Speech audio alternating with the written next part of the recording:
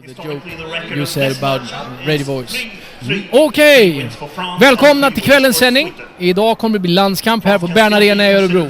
Och vi vet att vi har många tittare från utlandet, framförallt Frankrike då, som är gästande lag här i Behrn och ska möta svenska landslaget. Så vi kommer att fortsätta den här sändningen på engelska så gott jag kan, och till min hjälp har jag tagit med mig coach B.D. Kennedy som är lite bättre på engelska än vad jag är. Men vi kommer köra, så vi börjar där. Welcome to Behrn Arena Örebro in Sweden. Tonight we're going to face the game of between Sweden and France. And I don't know. To my help today is B.D. Kennedy. Yeah, thanks. And my name is Claes Samuelsson, and we're going to try to guide you through the game in the best way I can of English. And for that, B.D. is my super friend because he's a little bit better on the English language. B.D., what do you expect of the night's game? Well, I think it's going to be it's a great weather and a great place to be playing a football game. And what we have tonight is everybody's planning and preparing for the European Championships next year. Yeah. And so there'll be two phases of this game. There'll be the coach's side wanting to evaluate the players, see where they're at, how they're headed into the 2014 European Championships. But at the same time, the players are here and the coaches also want to win. Yeah. Winning will always help motivate you into that next step. So I think we're going to see a really good football game. Yeah, and also in the long run, we got the World Championship in Sweden in 2015 in Stockholm. Absolutely. And we know that the coach team, the coach group is looking forward, to find the elements and the players that they want to have. Yep. Unfortunately, Sweden lost against Finland last week in Stockholm. Yeah. So we know the Swedish team wants to win, and I know you met them during the day. Yeah. I had a little meeting with them also. Yeah. Was able to talk to them for a little bit. Yeah. So how did you get any, were they nervous? Were they excited? No, I mean, there's a wide range of guys. There's guys that have been around the national team several times and several years, and there's other guys that are making their first appearance here, to be evaluated by the coaches. But all in all, it boils down to it's a football game, and that's what they're there to do. And so I think they're going to be tuned in and focused, and we just got to get on the field, and then there'll be no more jitters. It'll be time to play. Yeah, and we should tell you that France is one of the top teams in Europe. Absolutely, yeah. So if we can play well against them, it means we're in the business for the next year and the year to that. In a short moment, we will switch the view for you who are watching us. We have heard that we have faces more for radio broadcasting. Yeah, that's true. So, lucky for you, we're just going to see us for a brief, short moment in the halftime, and we're going to have the camera facing the field in a short while where the event starts. So we're going to cut it from here in about how many seconds? I'm looking at the producer. Let's see, in about 5 seconds. So welcome to the broadcast, and we're going to have a good one tonight. Perfect. Yeah, that works. No, you did fine. You did fine.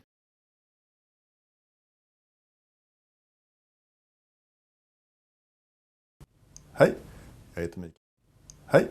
jag heter Mikael Jönsson, VD på Refekt. Varför ska du arbeta med Refekt? Vår vision är att vara ett attraktivt företag för partners och medarbetare. Hur gör vi det? Genom en sund etik och en specifik värdegrund hjälper vi dig att skaffa nya kunder som stannar länge. Kontakta Refekt på refekt.com.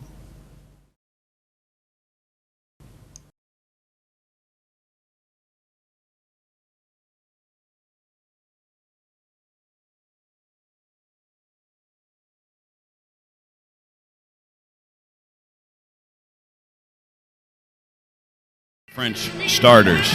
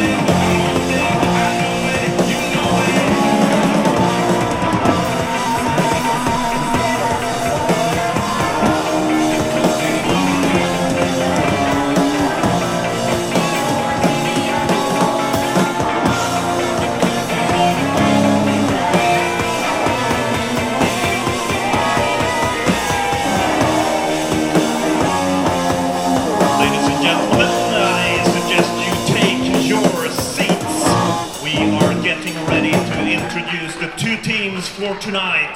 And lined up over on the other side, we can see our visiting team. Take your seats and get ready.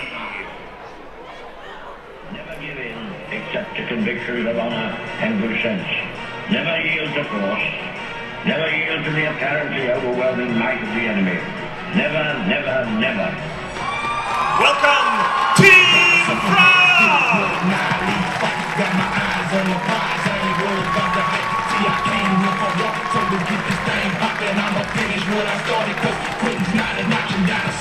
And right now you can see Team France is taking the field. In a short moment, we're going to introduce the starting offense of the Team France. Start with the following 11 players on offense. Left tackle, number Left tackle, 79, Pierre Baudin. Left guard, Left guard, 75, Bastien Pereira. left guard 75, Bastien Center, Pereira. number 78, Arnaud Montagnier. 78 is playing center, Arnaud Montagnier. Number 74, Jean-Philippe Eldin. Number 74, right guard, Jean-Philippe Eldin. Mamadou Doumbouya. Number 71, Mamadou Doumbouya is right tackle. 12, Paul Durand. Number 12, Paul Durand. Wide receiver number 4, Steve Delaval. Wide receiver number 4, Steve Receiver Delaval. number 8, Anthony Receiver Dablé. number 8, Anthony Dablé. Wide receiver number 81, Romain Claude. Wide receiver number 81, Romain Clot. Number 24, Stéphane Jepou. Running back 24, Stéphane Jempou. France's starting quarterback for tonight. Number Starting 16, quarterback for France, quarterback number 16, Perez Matisson. And now we're going to wait in for the Swedish team to take the field. We're going to see the starting defense of the Swedish team. Waiting a little bit. And very shortly, ladies and gentlemen, we will... We will also immediately, both me and Beatty, apologize to all you who knows the French language, because we don't. So we most likely will say all the names a little bit wrong, or maybe major wrong. Yeah, we really apologize to you now, so you can understand that I missed my... And now we got Sweden team takes the field. Sweden team is taking the field. Here we go. In front we got number 86, Johan Ståhl, who is one of the locals who plays games at this arena during the regular season in the top league in Sweden. Most likely we see him, he was elected the most valuable player in the whole Super Series this year.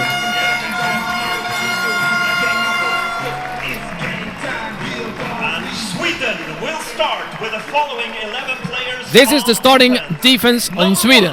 Number 1, Johan Ingerman. Number 4, Peder Ljungstedt. Number 9, Pontus Westman. Number 10, Marcus Westman. Sorry for that. Number 20, Olof Eriksson. Number 21, Philip Minja. Number 33, Marcus Christiansson. Number 90, Nogor Jimide. 95, Alex Tillander. Number 98, Henrik Gren. Number 99, Simon Nilsson.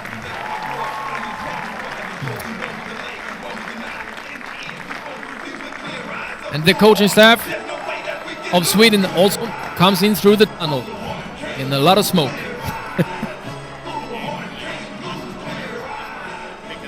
Yeah. Yep, so now they're just going to go through the national anthems. And we will very shortly have the national anthems, but we would first like to introduce... We will introduce the high school who is going to help us to sing the national anthems of both teams. Is a school called Rytmus. and has its the school is situated in Örebro.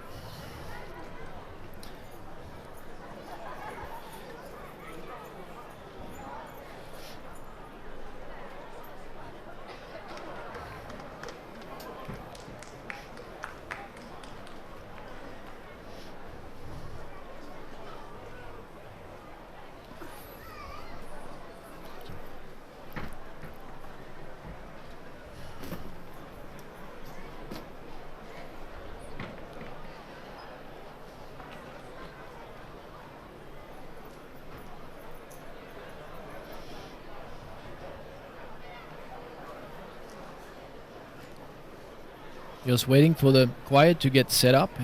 It's about 100 kids in the age between 16 and 18 who is going to perform the French national anthem and the Swedish one. Yeah, that's always a fun thing with with international games. You get both national anthems and get ready to get the blood flowing and get going. Yeah. We're going to wait for them to line up, and we will introduce each official individually.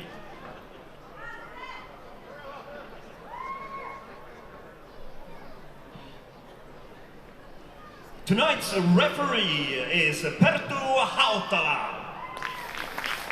Tonight's umpire Referee is Penta Halto. Umpire is Magnus Davidsson.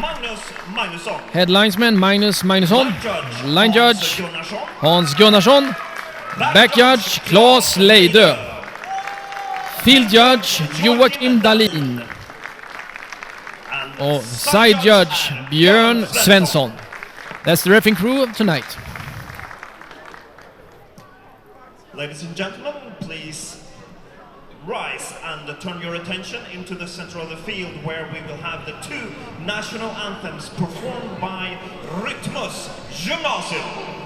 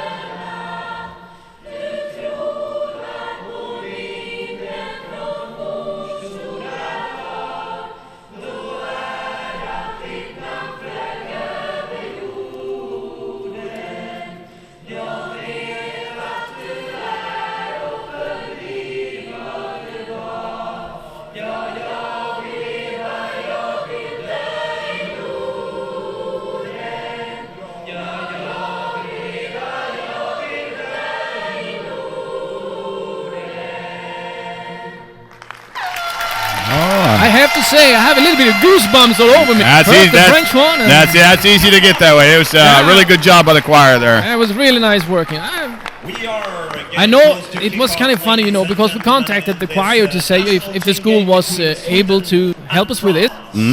And the teachers were a little bit hesitant about, you know, do the kids really want to know it? So they went out to the school and said, hey guys, you guys want to do this or not? And all the students were for it. So that's fantastic. one of the things one of the reasons why we could get them here. I think it was really good work. They did a fantastic job. Well, right now we're going to see the captains from each team as usual. I don't think there are any, you know, what do you say, first-time watchers on this game. If there are, they quickly try to explain, and Bidi just fill in when you see my English is jumping. Each team can have up to 5 captains. Mostly they have 4, like we will see both the French team and the Swedish team. The reason that you have 4 captains is that they are the only ones allowed to talk to the referee on the field. Yes. So they are representative from the coach's standpoint as team members, so they, you know, get the team going. But also on the field, they have to be the ones that have the best knowledge of the ruling system. They'll speak, you know, through the coach from the coach to the officials, and there'll be 2 on offense and 2 on defense. Yeah. So that's why we have 4 of those, and often, you know, it's kind of like you deserve to have that position as a captain. Oh, it's an honor. It's an honor. Yeah, that's the word I was looking for. Absolutely. If you're selected a captain for your team, then you know you're prove yourself as a leader. Yeah, so you can see we have the defensive back Filip Minja from Tyresö in the Swedish team, number 21. We have also number 95. It's Alex Tillander. Number 54, I have to actually look it up, but number 12 is Olof Eriksson, if I'm not taking this wrong from the roster. Now 12 is Philip Julin, the quarterback from Kristianstad. Yep. And we got number 54 also. It's Carl Romlin. Carl Romlin. Yep. You know him a little bit better, right? Yeah. You had him as a coach. I've actually had him in the national team. Looks like Sweden's. Yeah, Sweden won the toss. They're going to take the ball. That's going to give them an offensive possession right away. A lot of times you see teams win the toss and defer, so they get the second half kickoff.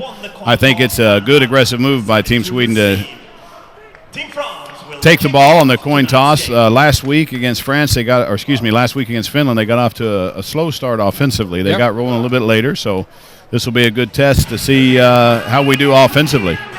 Sounds really good, and this game, it has a change from the last one. Andreas Hermansson is not starting. No. He's on the sideline, and Filip Julin is the starting quarterback for this game. Yep. I mean, you know, one thing when you get into what people don't realize out there is when you get into the actual in the World Championships, you know, there's going to be, you're going to play a game and then you're going to have 1 or 2 days off and play again, and 1 or 2 days off and play again, and that's you know, American football is usually designed to play 1 week at a time. Yeah. So you're going to play, you know, 4 games over a 12-day period. So you need to have, you know, a full roster where everybody can play. It's easy to get, you know, bruised up, so to speak. Absolutely. You don't have to get seriously injured, but you know, if you're going to play in 3 days, it gets to you. Absolutely. Okay. Last time I saw a French team, I think, was as an assistant coach in the national team with the Youth 19 team, and by that date they beat us with speed. Yeah, they're very good athletes. Okay, we got return number 6. He got an opening. Oh, he's very nice tackle of number 44 in France. Vikos made the tackle on number 6 in Sweden. You're going to see Sweden coming out here, and they're going to play a no-huddle offense where they're going to get lined up and they're going to get the call in from the sideline, or the quarterback's been given options based on what he sees. Play relatively fast-paced football here.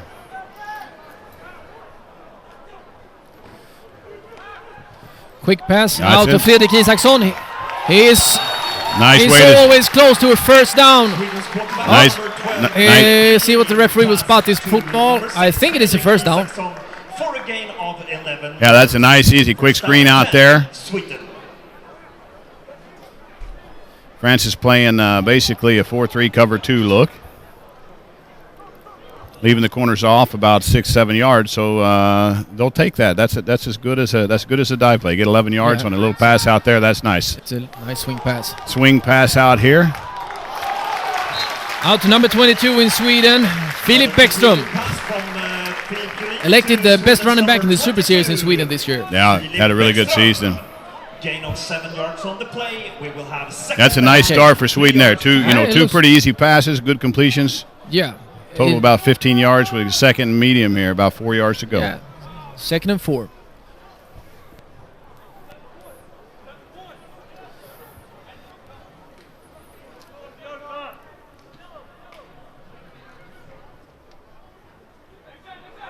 Johan Ståhl comes in motion. It's a run play, straight up the middle. For short yardage, he had to fight hard for that 1 yard. Yeah, you're going to bring up about a 3rd and 2, Klaus. We will have 3rd down and just over 2 yards. 3rd down and a little bit more than 2 yards, I'd say. There's no changing in the personnel in the Swedish team, so they stay with what they got. Yeah, France is staying in their same defensive formation that they've had. They'll have a 4 front with 3 linebackers and 4 defensive backs. Yeah. Looks like that. Julin takes the ball and he scrambles for. We're going to see where they spot it. He might have got it. The guy, they're spotting a little short on the French side there. First down. Good. There we go. It's a first down sign from the referee. That's 2 consecutive first. They converted to first downs. Absolutely. Really good start for Team Sweden here on offense. Yeah. We're across the 50 now. France has been playing basically their basic defense. They haven't blitzed anybody yet or adjusted much. Okay, there's no running back in the Swedish backfield right now. No, went empty here. No, Filip Bäckström comes back. It's a run. He stumbles. He stumbles. I don't know. I didn't see if he stumbled on the quarterback's foot or. No, he hit the famous turf monster as the first tackle there for the evening right there. We usually call him the ghost. The ghost. All right. The ghost player from defense. Yeah. That trips people up. Mm-hmm. All right. We've got a second long here for Sweden. We'll see what we do here. If you're following the broadcast here, this no-huddle offense, they're wrapping off snaps here about every 12, 15 seconds. It's maybe a little quicker even.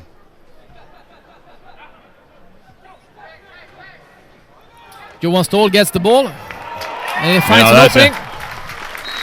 He gets about 6 yards on the play. That's a design play right there to get the ball in Johan Ståhl's hands, which is never a bad idea.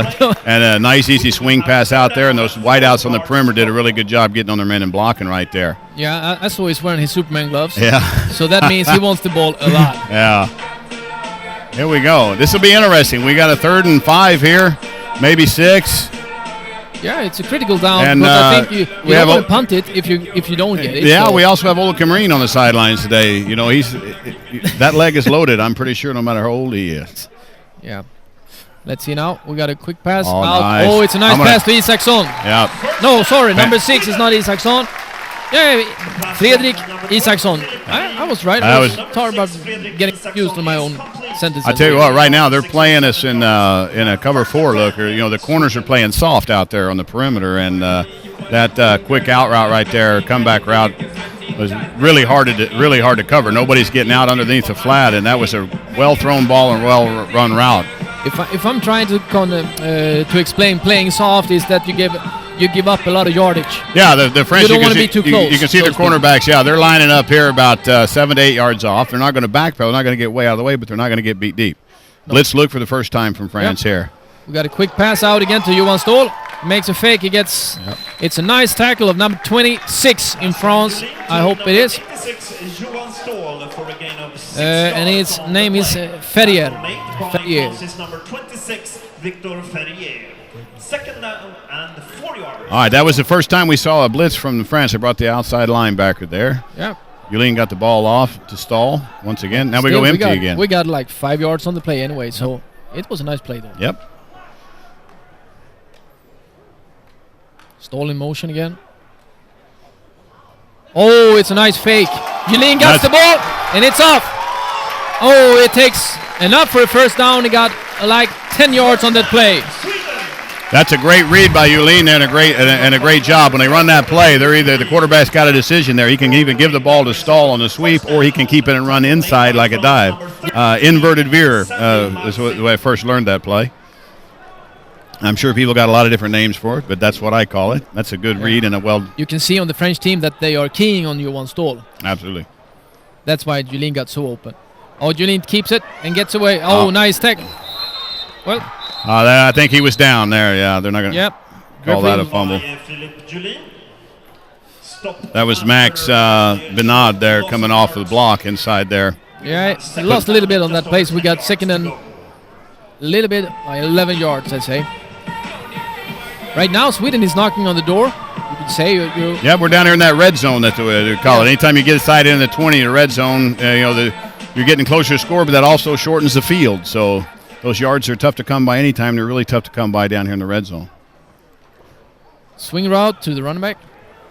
It's a nice block of 84. Slip. It looks like they are a little bit, what do you say? They haven't run so much on this field. No, it could be off the AstroTurf. Yeah. With a lot of plastic on it. I don't know, granulate. Oh, I'll tell you what they're doing right now. They're getting speed in space, we call it. They're getting a running back or receiver out there on an easy flare. It's just the same as running the toss. Yeah. And the Whiteouts can do a good job with their blocks. Right now that's going to put a linebacker on a running back or a receiver, and we like that matchup. We cut third and long.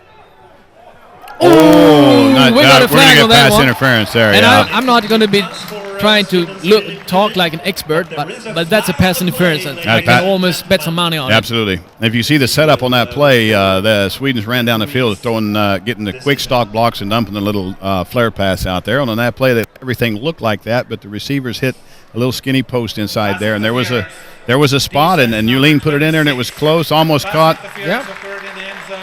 Well, defensive back from France hit him a little early, so now we're going to get a first and goal out of this. It's a little bit special when you get a pass interference in the end zone. Mm-hmm. Now they got first down from the 2-yard line. Yep. So they got 4 shots to, getting the touchdown in here. We'll see what they do here. They've only ran the ball twice this drive so far. Let's see if they got a run play planned or going to try to. We got Christian Forsman in as running back. Oh, it's a nice. Julien got away from the first defender and got stopped by number 48 in the French team. That was Valentin Demichelis. Ganauhau came through there. Yeah. It was a nice move of Julien to avoid the first defender attacking him, number 90, Ganauhau. Yes. We had him matched up with a running back that time, and I don't think that matchup went too well. No. We got second. We lost a couple of yards on the play, so we got 2nd and 5 for a touchdown. 2nd and goal. They're going to bring some heat from the boundary over here, it looks like. Yeah, we got some outside blitz coming. It's a quick pass to Johan Stahl. He looks for an opening. Nice He gets move. nice feet. Touchdown, Sweden! Johan Stahl. I have to give number 84 in Sweden a lot of credit for that blocking skills. Jakob Dare made it happen by very aggressively blocking his defender. Yeah, I'll tell you what. Johan Stahl could make that touchdown. They did a really good job there. That was nothing that they hadn't seen. France jumped into what we call a 4-6 look. They jumped into on the goal line there, and they were stuck in man coverage out there, and they couldn't handle Stahl with the good blocks by the wideouts. Right now we had a former NFL player kicking extra point. Ola Kimrin. For you who doesn't know who number 7 in Sweden is, his name is Ola Kimrin, and his latest experience as a team player, except for the national team in Sweden, is with the Washington Redskins. Yep. If I'm not totally. Yep. I think so. I know. In 2007 at the World Championships we played in Tokyo. Ola was our kicker, and actually, in our opening game was against France, and it was decided 17-14 by 3 points. So Ola kicked a field goal that ended up being the winning field goal on a 4th and short, and so that guy's got a fantastic leg, I'll tell you that. Yeah, actually, he got the unofficial record still in Absolutely, NFL. Yeah. As he was kicking for Denver Broncos in a preseason game. That's why it's unofficial. Because to be a record, it has to be an official NFL game. Right. But still, nobody has kicked a field goal for longer yardage than Ola Kimrin ever. Nope. In a football game. no matter where in the world. And he kicked it 65 yards. Yep. That means if he would, of course, he hasn't that kind of leg today. So actually, he would be able to kick it almost from the 30-yard line where the ball is placed right now. Yeah. Because our field in this arena is a little bit shorter than it should be. See how the first kickoff goes. Nice kick to the French team, who will receive it with number 33. Looks for a hole. He got it. Oh, we got a big holding there, but the referee. Oh yeah, one of the referees saw it. Yep. We got a player down also. Let's hope it's nothing serious. We got number 2 in Sweden down. No, I think that's Philip Robin Minja. Bahare is hurting a little bit. I think that's Philip Minja. Well, I think that's 20. Oh, was it number 21? Okay. Oh, I couldn't really see actually. Oh. Let's wait and see. I thought it was number 2, but no, it's that's number 21. It's Philip Minja. Minja. Well, he's one of the 10 yards from the spot of the foul. First down. Philip is one of the captains and a fantastic player, youth and senior player in Tir de Sceaux Royal Crowns, and then he went over to the States and played at University Wisconsin lacrosse for 4 seasons, had a successful career there, and back home in Sweden now and playing for Super Series football for Tir de Sceaux. Fantastic person and a fantastic football player. You hate to see this. I hope they're working on his right knee there, it looks like. Hopefully he'll be all right. That's all we can say right now. Did something with his ankle. Okay. Yeah, maybe you got to twist it up in the turf there or something. But hopefully Philip will be all right. This will be our first chance to see France on offense. Yep. We're probably going to see something a little more or a little similar to what Sweden does. I know during warm-ups they were lining up in the shotgun offense mostly, and then also they got a couple of big tight ends. Instead of Sweden's gone with 4 and 5 wideouts in the game, and no tight ends. France has some big old guys in there. Yeah, one guy that played for you guys this year. We have number 47. He's on the sideline right now for France. He is had a contract with us last year in Örebro, the Black Knights. Yeah, and he's already signed for the next season with the Black Knights. And in the Black Knights he's played O-line, but because he was better than the other ones we had on the position. So he's a great blocker, that we know. Let's see now. We got a tackle by Westman, number 10. Run by France number 24, Stefan Jepmo. So we got France really speeding it up here now. They're getting up off the ground in a hurry. Nice gain on the run right there. No huddle on the French team. Run straight up the middle, and he gets stuck on Nogo Jemida, number 90. Again, number 24. Nogo Jemida made him his name when he was one of the gladiators. Gladiators? No, he was one of the challengers. What do you call those? Oh, challenger. I guess on the show, Gladiator. Show, and actually just ran over all the gladiators and just created a mess with. Okay, France went with hurry up offense after the first down, and then they got stopped there on second, and then went and huddled up here. Changed personnel. Looks like they brought in a tight end. We got run straight up the middle. Oh, nice hit again from Nogo Jemida. Nice play by the defense there. That's going to bring up a 4th and short. Stop. It's a big stop of the Swedish defenders. Number 90 was in on it again. I mean, he's not an easy boy to move around, so to speak. This will be 4th and short. France looks like they're going to punt it. That's going to be. I'll tell you what. You couldn't ask for a better start if they punt this ball away. And don't fake it. We don't have a penalty or anything like that. And they don't end up with a first down. That's a nice scoring drive by Sweden, and then a nice 3 and out to start for the defense to start.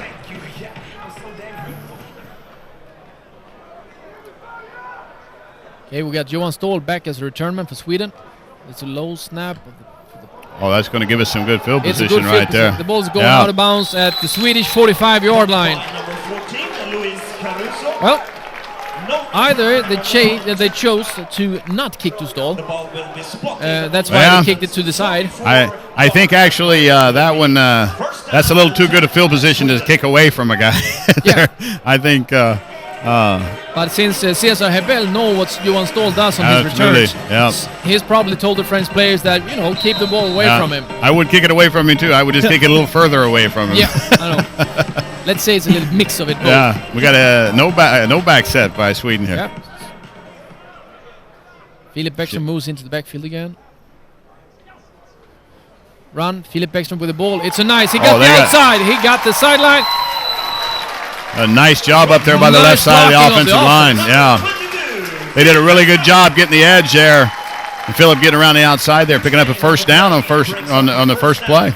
Yeah, I think the defensive coordinator in the French team is going to give a little bit of a howler to the defensive end on this side, where the Swedes just hooked him in. They did a really good job there. And Philip got the ball and could get to the corner, so to speak.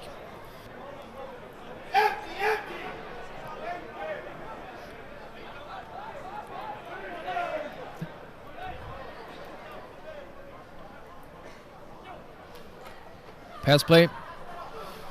Oh! Low pass. They're going to call it? Johan Ståhl. Looks like they're going to call that good. It looks like he got his hands underneath and caught it. Okay. Let's see now. 5 yards. The ball is... No, Oh, the okay, ball is ruled incomplete. The back judge waved it off. One guy had it as a completion, and the guy from behind said it wasn't. And we can say that the back judge was very certain about his ruling there. And if you're from France, you think the back judge is right. And if you're from Sweden, you're pretty sure they had it right on the other side. Yeah.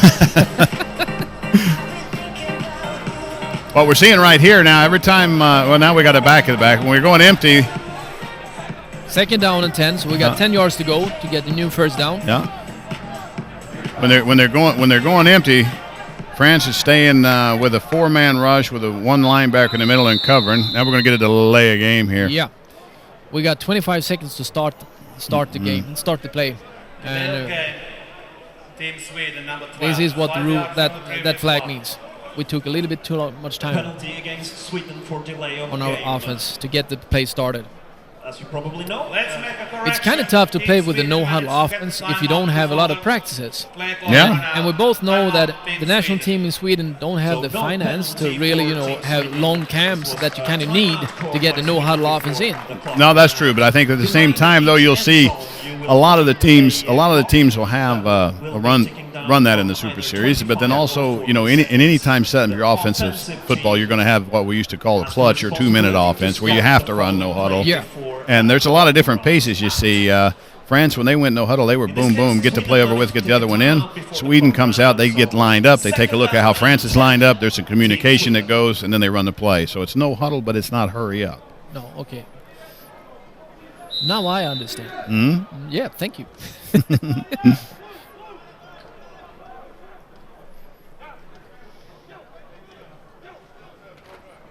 It's a run. Mm-hmm. Nice play of the defenders in the D-line of the French team. Yeah, I'll tell you what. That's one of the things that the key that I think for both teams to win, to win this football game is you got to compete on levels, and the first one's level 1, the line of scrimmage. Yeah. Whichever team can establish an area of dominance and on the up front at level 1, then they're going to have an advantage in the game. 3rd and long here for Sweden. Let's see what they can do. Yeah.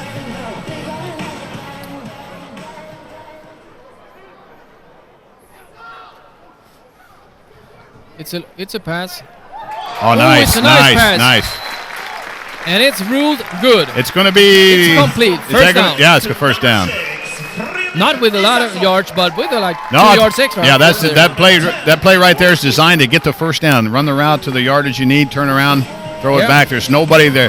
Linebacker was trying to get out there in the flat, the area under the receiver there, but he couldn't get out there, and Philip delivered a good ball, and we got the catch and moved the chains, overcoming that delay game penalty. 1st and 10 from the French 25-yard line. Oh, okay. Man, Philip took a shot there. Philip took a shot from the linebacker number 44 who got, I think, a little bit too quick to him. Vikos, number 44, made pressure, put a lot of pressure on the... Well, Vikos came through there, and nobody touched him at all. I just saw him come through there. So there was either some sort of miscommunication in the protection, or somebody that was supposed to have 44 didn't have him, or that gap he ran through. Somebody's going to be a little bit ashamed when they watch the game. No. Oops, that was my guy.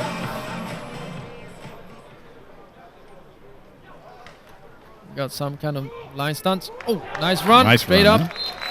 Number 24 in Sweden with the ball. Sorin Pandrea. Run by number 24. And he picks up about 5 yards on the play. 5 yards on the play. Tackle made by France number 92, Arnaud Cournot. 3rd down and 5. I tell you what, be interesting to see what they do here, if they're going to try to throw it or just try to get what they can with a run, because Cameroon should be good from this distance if they're Let's short. see now if Stoll goes in motion. Yep, here we go. It's a play action. Oh, he's got him in the end zone. Touchdown Sweden! Number 6, Fredrik Isaksson. Pass from Philip Julin.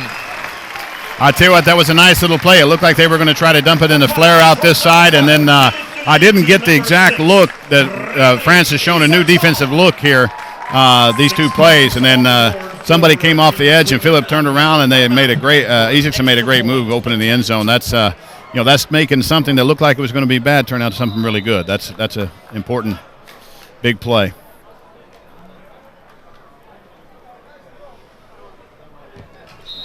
High kick of Ola Kemrin. I would say perfect kick. Yeah. Who am I, though? He has a gift, I'll tell you, I guarantee it. I'll tell you what, man, this is you can't have a better start than this as Sweden's had right here. They had the struggles last week against Finland, and the offense struggled 3 and outs. The offense has come out here in the first half and had a great drive to open it, and then they had a shorter field here, half the field after the bad punt, but they've played really well. France's defense has played, just a basic look, I would say, and then blitzed a little bit on the first drive. They adjusted some things that I apologize to anybody out there. There's a lot of people smarter than me on football, but I haven't got the exact look. But they adjusted their alignment a little defensively there. It looked like a 3 front. Yeah, it looked like a 3 front of some sort. 3 defensive linemen up there. And Sweden's making it. Might be one factor that we haven't considered is that France landed in Stockholm at 11 this morning. This absolutely, today. yeah. Traveled to Örebro by bus. That's about a 2.5-3 hour bus ride. Yeah. We got to. They got to kick out of bounds there. Okay, when you kick it out of bounds, you get penalized. Let's see now if French decides to take the ball or re-kick it. No, they're going to ask for a re-kick. Yeah, they're going to have him kick it again. Yeah. No, so the French team has been on travel mode. Yeah, since early this morning. Yeah, that's something. Yeah, in international football, it's. The Swedish team arrived last night. Yeah, they have a home game. They're able to come in, relax. But at the same time, it was Finland coming over on the boat last week, and they were. I guess the boat ride wasn't as long as the flight. No, obviously. It might be that. Maybe not. Maybe you can stretch your legs a little bit better. Maybe I should study geography a little bit more. I don't know. Oh. Somebody will say let us know if I'm wrong on that. But yeah, that's definitely a factor to fly into Stockholm and then take the bus to Örebro, relax a little bit, and then all of a sudden it's game time, and then Sweden's got off to a good start. So let's see what Ola can do with this kick here. We got 52 seconds left of the first quarter, and the score is 14-0. Keep going to see us. High long kick. Number 33 returning it from the French team. He's waiting. Oh, nice contained by the Swedes. Nice moves. There we go. 33 is Marcin. Sandy Marcin turning the ball for a couple of yards. And that was Marcus Westman in on the tackle on that. I'll tell you what, these two brothers, the Westman brothers, Pontus and Marcus, they also play at Tierra. So right? I believe so. Yeah, that's what and they're two really good football players. They can play a lot of positions on a football team. Both of them playing linebacker. They are the backbone of the Tyresö Royal Crowns defense during the whole season this year. Both offense and defense, though. We got a new look. We got a new look by France here. They brought They have a fullback, tight end, side band. It's a pass play. First long. Oh no! That was close. Philip Ninja was very close to getting an interception there. He just turned around his head and just missed the ball. Yeah.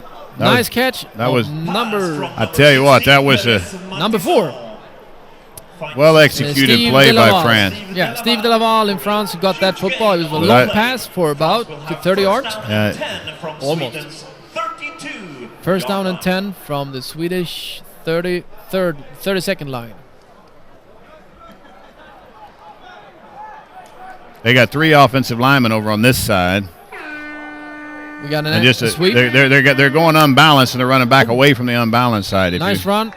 Oh, France with number 8. Anthony Doublé. 9 yards on the play.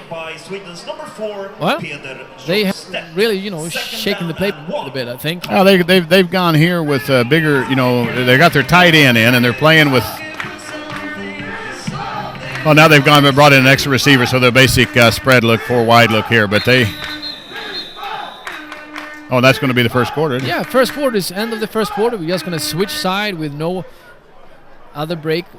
It's just switching side. As soon as the referee set the ball, they're going to blow the whistle and play again. France shook off a little bit of that travel woes with that play there to open this drive. The play-action pass went for a little long one. It looked pretty much, when that ball was thrown, that I thought it was going to be an interception there, but the ball was just a little misplayed by Philip, and then France was able to capitalize and make that catch. Then they were going with this unbalanced look on the offensive line, meaning that they had the center and they had 3 linemen to his right, and then they had one lineman and a tight end who's an actual eligible receiver to the left in the left tackle position. And when you do that, you still got basic gap responsibilities on defense, but it gives you a better blocker, a bigger running side. And then I didn't see what Sweden did. Maybe they over-adjusted, but France ran it back to the weak side and got some yards. Here's a new look also here with a wing over here and a fullback. You can see right here we got a lot of guys over here where they have a lot of guys. Yeah. Now we got number 47, Cesar Ebeli's in on the tight end left side. We might watch out for a throw over here to number 8 from France. I apologize for not noticing. It's a run. Yeah, they're running to the strong side. Nicely defended though. They got maybe 2 yards on the play. Run by France number 41. That's going to give them their first down. They're going to make a personnel substitution now. We got one of the Westman's brothers, Pontus, is in on the hit. Yeah, the Westman brothers are going to be somewhere around the ball or on the ball every play, I would think. Did you tell the statistics group before the game? Because it's kind of good knowledge for them. yeah. When in doubt, put 9 or 10 there. That's true. First and 10, France. It's a pass. Oh, we got a blown coverage. Somebody touchdown France. made a wrong read. So Yeah, when a receiver gets this open as number 12 in France, let's see if I can pronounce his name. Oh, Paul Darand. Yeah. Paul went right down. He went right down the middle of the field, right on a seam route, and somebody's supposed to be there to cover him, and they didn't. It was a big mistake, and I think the mistake was not by they made a bad read. Yep. They followed the wrong guy. Yeah. There was some miscommunication back there in the back. Those things can happen, and that's one thing you want to do is you always want to capitalize on somebody else's mistakes, and France capitalized right there. And the kick is away, and the kick is good. 7 points. So we got a score of 14-7. So I think the French team is second quarter better right now. Oh, absolutely. I'll tell you what, France did an interesting thing there. They came out here on this drive, and they went for a big play with a play-action pass on first down. They did more personnel switching out of there. So, one time you're in a heavy unbalanced set with 1 or 2 receivers. The next thing you know, they bring a four receiver look, and they're catching Sweden trying to adjust. So that's probably what led to the mistake there is in the process of changing the personnel in and out, that sort of thing. And then all of a sudden everybody's talking, and the guy runs right down the middle of the field, and everybody thought somebody else had him. Well, France did a really good job on that drive. They shook off a little bit of that travel legs on that drive right there, and they needed that score because they were losing a little bit of momentum. They've come back and said, okay, now we're here. You scored twice, but you got a 7-point lead now. That's it. It's kind of interesting to see them just lining up in that powers kind of formation with tight end. Yeah, tight end, wing back, and full back, running the ball. They that was it's causes Sweden to adjust the different alignments. Johan Ståhl is to return the ball. He's got a shot here. He's going. This is why I want to have him as a returnman. This is why we don't want to kick the ball to him. We got a lot of penalties. We got a late flag. 2 came in late. I didn't see what that was, but most likely on that it's going to come bring back let's wait for the referee's decision. Bring back that ball maybe. See now. holding on the returning team, number 70. Okay. 10 yards from the spot of the foul, first down. So a penalty. I tell you what, that's always that'll drive a coach crazy. I guarantee you, right there. You get a field position. You go right there. You could have 1st and 10 from the 50. After have a short field after just giving up a touchdown, and then now you basically lose 20 yards on that return, and now you're starting back at your own 30. Yep. That's a tough break.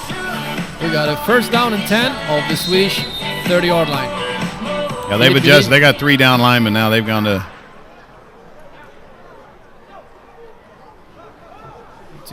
Ooh. Oh. Okay, they're doing a lot of stunts. Yeah, they brought the outside linebacker from the France sideline there. Yep. On that side, 3-man front. I'm not sure if that's another linebacker, if they moved out of defensive end, but they're still rushing basically 4, but they're giving a different look. You got a guy right over the center and a guy on each tackle, and then like you see here, 93 up there to the. We got 2nd down and about 14 yards to go for the Swedish team. Philip gives the ball back to Sorin Pandrea again. Number 24 running the ball. He got a couple of yards, but nice defended by the French team. Yeah. I think was number 40, 50. Let's see now. Turn around, please. 94 in the French team. Max Binan, who's made the stop. That's nice effort to get from the middle of the field. I'm going to tell you what, France has got some really good-looking athletes. I was down there when they were coming in their locker room, and there's not a lot of little guys running around there in France. Oh, it looks like they're going to bring a blitz here from each outside. We got run a ball. Nicely caught. Number 34 in Sweden. I'll tell you what, Philip Eugene threw that ball on a dart, and he threw it right on time. Per Lindelöf caught the ball for really nice yardage. 10, 20, 30, almost 40 yards. I'm not 100% certain. The ball was thrown from about the 27. We got... Yeah, it's a 40 yard. Yeah, absolutely. It's a nice play. Now that old coach of me says this: if we'd had the ball to 50, we're almost scoring now, right? Yeah. Let's see now. First down, and 10 yards to go from the French 23rd yard line. Quick pass out. Oh, again. That's nice. It's a nice pass to number 81. I tell you what, that little play, that little quick screen out there, if you can get that ball thrown and caught, you're getting speed in space, and it doesn't look very pretty. But then all of a sudden you get 8 yards. You get 2nd and 2 coming up now. I'm happy with 3 yards on that play. Tim Berglin was in on the catch, number 81. Tim Berglin playing for Helsingborg Jaguars. It's kind of fun. It's a Division 1 team. He's not playing super serious, but he has a good athlete, so the coaches give him a shot to show his skills, so to speak. Yeah, there's good athletes out there at every level. France has gone back to their base defense. They started the game in. We got 6 seconds. Okay, ball's up. Pass through the middle. Look at that. And touchdown. I'll tell you what, same play they scored on earlier. Yep. I'm going to tell you what. Gustav Andersson is in on the score. Sweden's done a fantastic job setting that play up. Yeah. The first drive, we saw them, those 2 wideouts out there run up and stalk and dump a quick ball to the flare, get speed in space, and then now there's a little stutter and a slant instead of blocking, and Julien's throwing that ball right on. That's a nice answer to France's quick scoring drive in the 2nd quarter.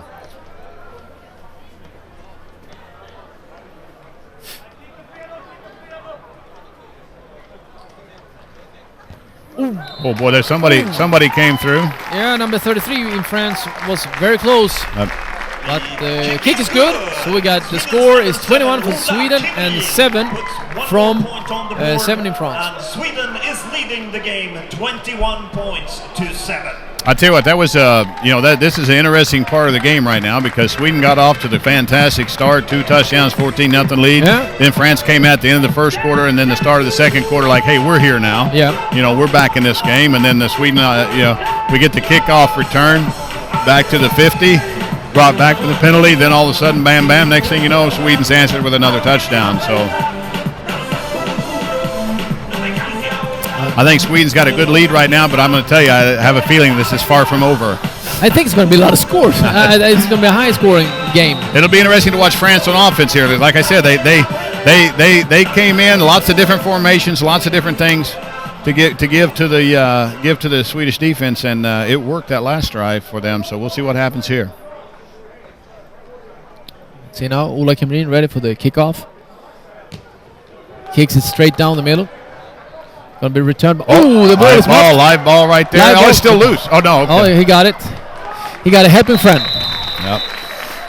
Watch out, watch out. We don't need to get... With number 2, Andreas Number 6, I think, was in France who juggled the ball, or number 2 maybe, who juggled the ball a little bit. Little extracurricular activies out there going, a little pushing and shoving. All of a sudden, the French coach got a heart rate, goes shoot the roof.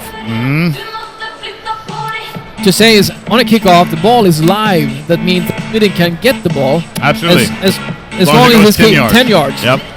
Anybody So if can the take ball it. is bouncing around and the yellow shirt gets it, Sweden will have the ball and start with the up at that position.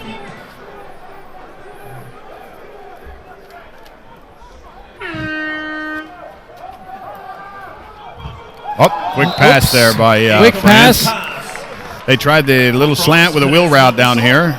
Number 8 wasn't able to catch the ball. Number 8, Anthony Deblay. But it is incomplete, and we will have 2nd down and 10. 2nd down and 10.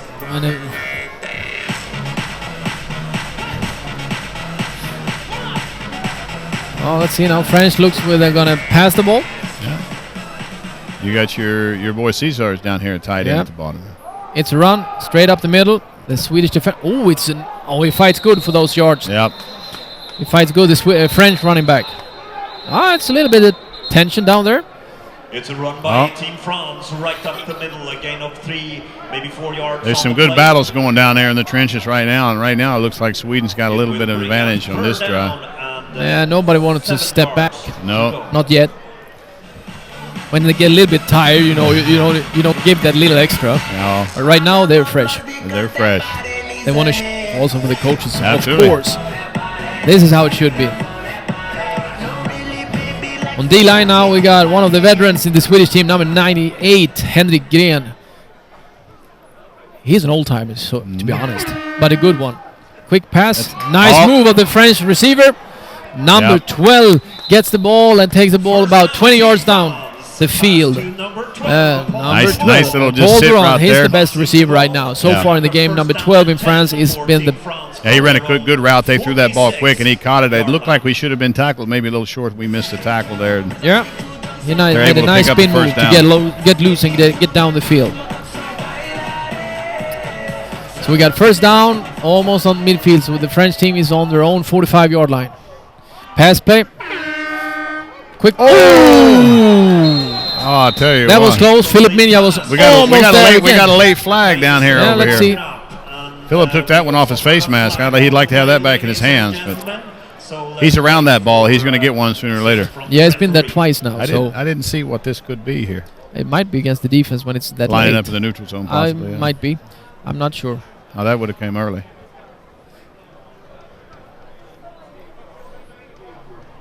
It could be. You know, they're talking to Sweden. I'm telling you what probably happened. It's probably a legal man downfield because I didn't see the alignment there, but they might have had two receivers. Illegal formation. Illegal formation. Team France, 5 players in the backfield, 5 yards from the previous spot. Okay, they did not follow the rule book when they lined up. Yeah. That's the That's too many. They had too many guys in the backfield. Yeah. You can only have 4 lined up that are considered in the backfield from further back than the belt line of the center. Yeah. So somebody was scooted back that should have been scooted up there. Little motion. Yeah. Looks like they're in man coverage. There's that wheel route they tried earlier in the game. Yep, it's a nice pass, and who caught it? Number 12, Durand again. We got a holding in the backfield here. We got a penalty. That's the same play that France tried earlier in on first down right when they came out. They ran a little slant route with a wheel route behind it, and they had another receiver out there, but they came back to it. They saw.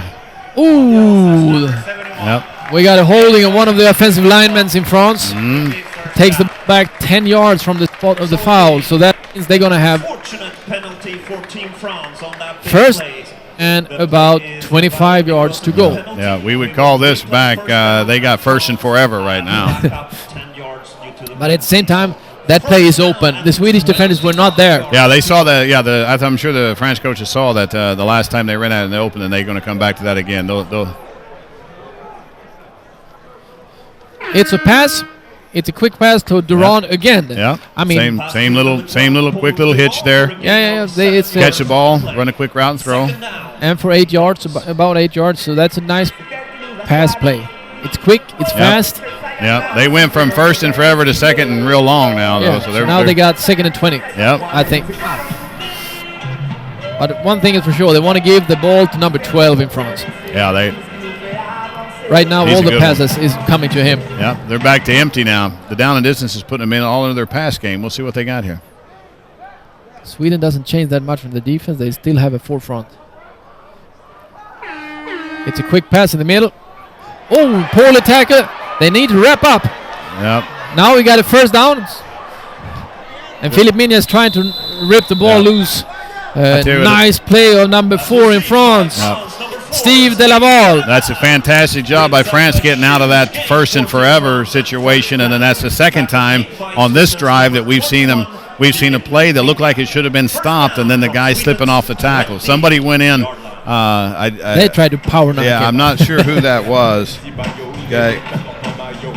Somebody, it might have been Peter Youngstead. If it wasn't, and I apologize to Peter. I but think the defensive coaches is going to be screaming. Somebody went in with a shoulder and didn't wrap up. Yeah.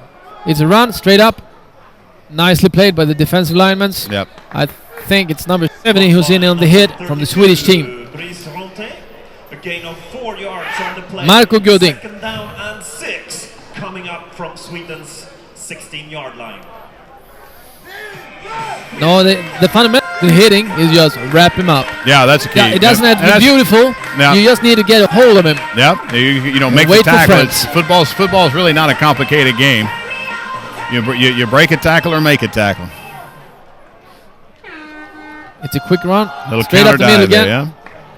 I have to say, number 9 in Sweden, he's one of the defensive tackles. He's making a good job there. No, 91 is in on this tackle. Philip Palmqvist is in on the tackle. So we got a short yardage there. We got like 2 yards on the play. We got third down and about 5 yards to go for the French team for first down. They are at the Swedish 15-yard line. I tell you what, I would watch out for that seam route that they scored on last time. You know, you're down here, and this is where the mistake was made before. They might come back to the well right here. Right, they got looking down here to number 12. Faith. Duran is in. Olof Eriksson, number 20, I think it is. Yep, he's in on the tackle. Nicely played. But it's a first down. They got first and goal from the 8-yard line. Made by Sweden's number 20, Olof Eriksson. So first down and goal from Sweden's 8-yard line. Got 2 new defensive linemen coming in for Sweden. Alex Tillander back in. It looks like we got the starting defensive line right in here. Yeah, I guess everybody that started is back in now. It's a pass. Oh, boy, that's too easy. Oh. Touchdown! Touchdown, France! Number 4, I think it was. Am I correct? From, number 16, Steve Delaval. So I have to correct myself and saying that all the balls are going to Duran. Delaval has got 2 passes. Very short time. Yeah. They did. That was. I'm going to tell you what. That's a heck of a drive when you look back and see the situation that France had there. They had the first and 30 or whatever it was, and then they overcome that and drive down and get in.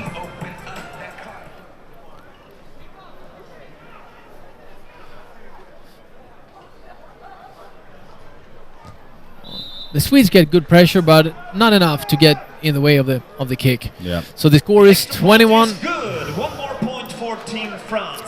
So with 4 minutes 21-14 in game. in the first half, Sweden is leading the game 21-14. So ladies and gentlemen, please do remember that there is a Well, I tell you what, this is getting interesting, and this is the kind of game I expect, and this is the kind of game that's always fun too. Right now, you got both teams are going hard at it. Both teams are making some things happen. So we'll see. We got 4 minutes and 42 seconds before the halftime break, and I think Sweden's got all 3 timeouts. This could be interesting to see what they do with the clock here and how they drive the ball. Yeah. You can buy sweets, coffee, and drinks. France to kick off with 4:42 left in the first half.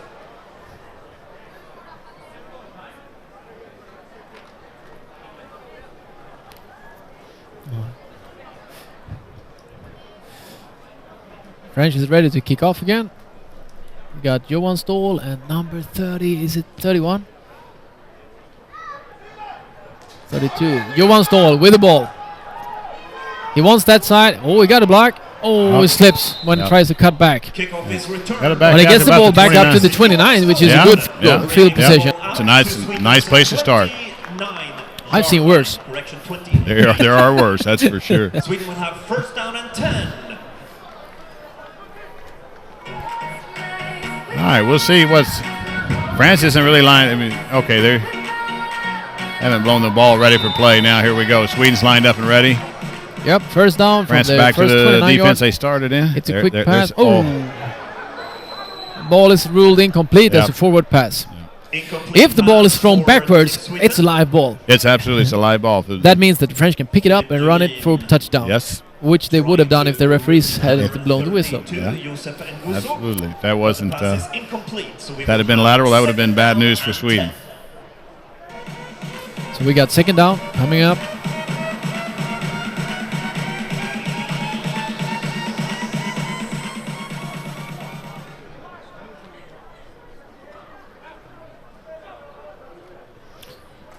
Philippe Julien keeps the ball. He gets stuck on number 94 in defensive line of France.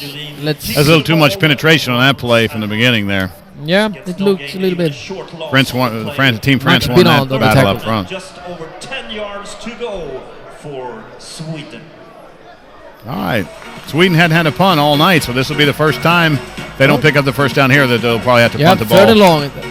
Now the pressure is on. France is having a little bit of momentum right now. Yeah, they have. They just scored, and right now the defense plays really well. 2 mistakes, I would say, for the Swedish team, but see what kind of...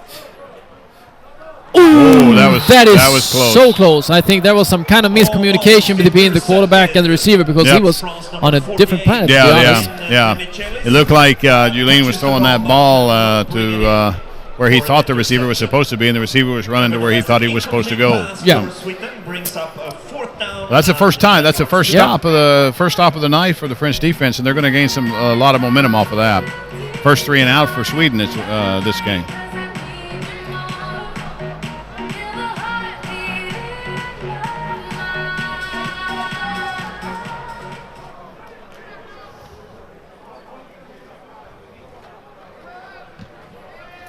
Nice punt. Oh, nice he's going to punt. catch that on the running. Oh, nice tackle. Nice tackle of Pontus Westman. Sweden's number 7. Did I say that? Yeah, I was right on the number. Yeah. Returned by France number 33. I didn't think he was going to catch it. It was kind of gutsy to try to get that ball ahead like he did. He was coming full speed ahead to catch that one, and that was a little scary. If Pontus hadn't been there, that could have been interesting. But he made a heck of an open field tackle in that play.